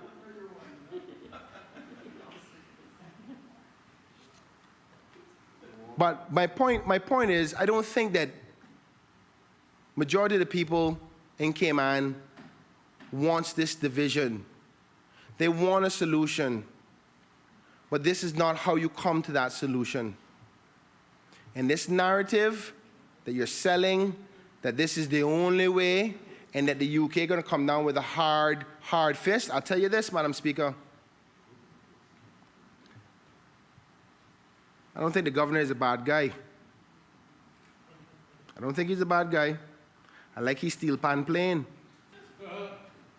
But I tell you this, I heard a little bit of whispers that if we don't pass the bill, there's a high possibility that Section 81 may be used.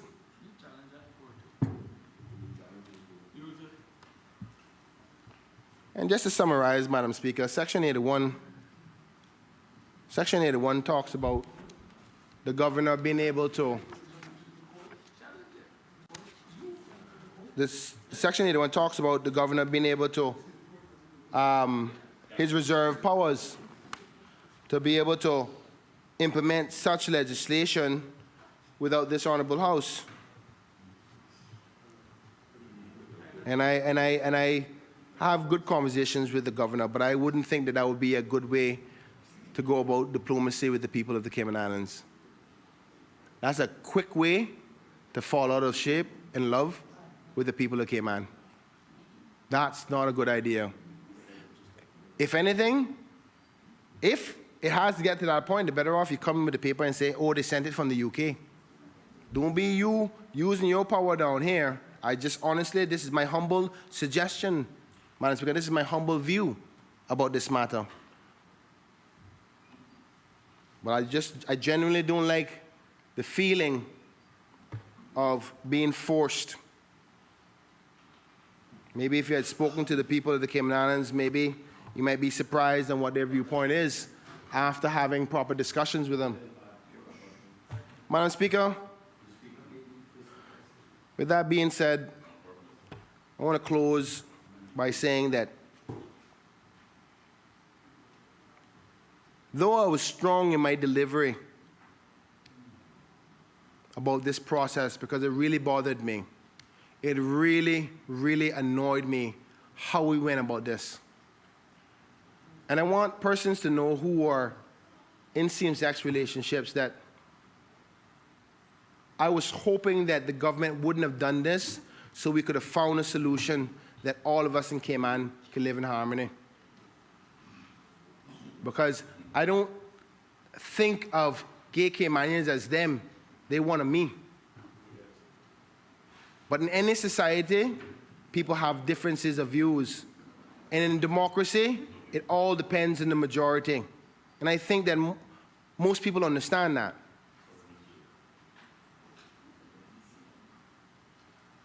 I hope that we can resolve this, Madam Speaker, but we're not going to resolve it by skipping out the people being involved in the solution. It just ain't going to work. Madam Speaker, thank you so much, and that is my contribution.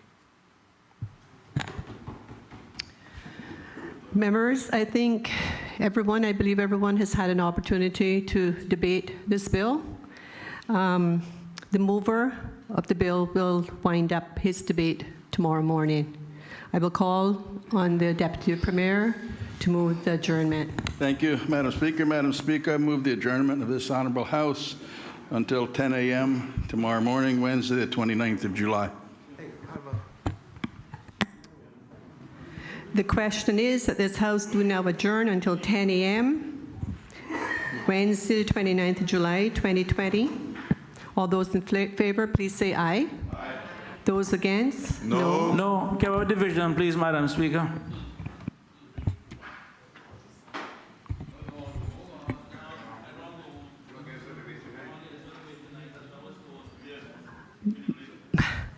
Madam Clerk, can you take the division, please?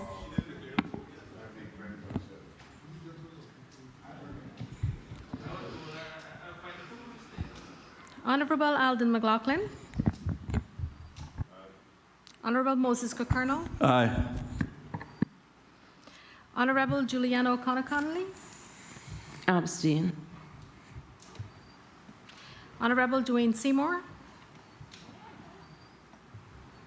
Abstain. Honourable Roy Mike Taggart. Aye. Honourable Joseph Hugh. Absent. Honourable Tara Rivers. Aye. Mr. Bernie Bush. No. Captain Eugenie Banks. Aye. Mr. David White. Aye. Mr. Austin Harris. Aye. Mr. Ezra Miller. Aye. Mr. Alva Suku. No. Mr. Kenneth Bryan. Aye.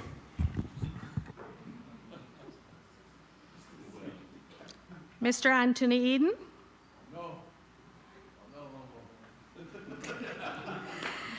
Mr. Christopher Saunders. No. Honourable Lord McLean. Sorry.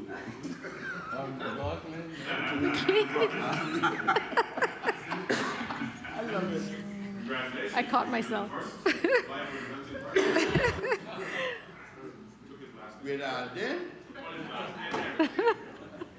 No. And that means no to Alden McLaughlin too.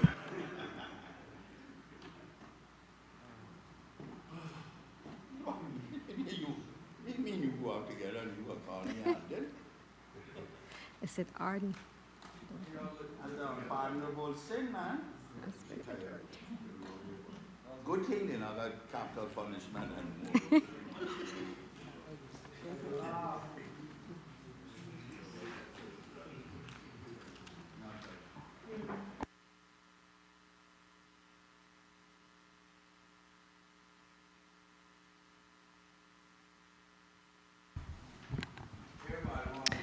The result of the division is 8 ayes, 5 noes, 2 abstentions, and 2 absentees. The ayes have it. This honourable House stands adjourned until 10 a.m. Wednesday, the 29th of July, 2020.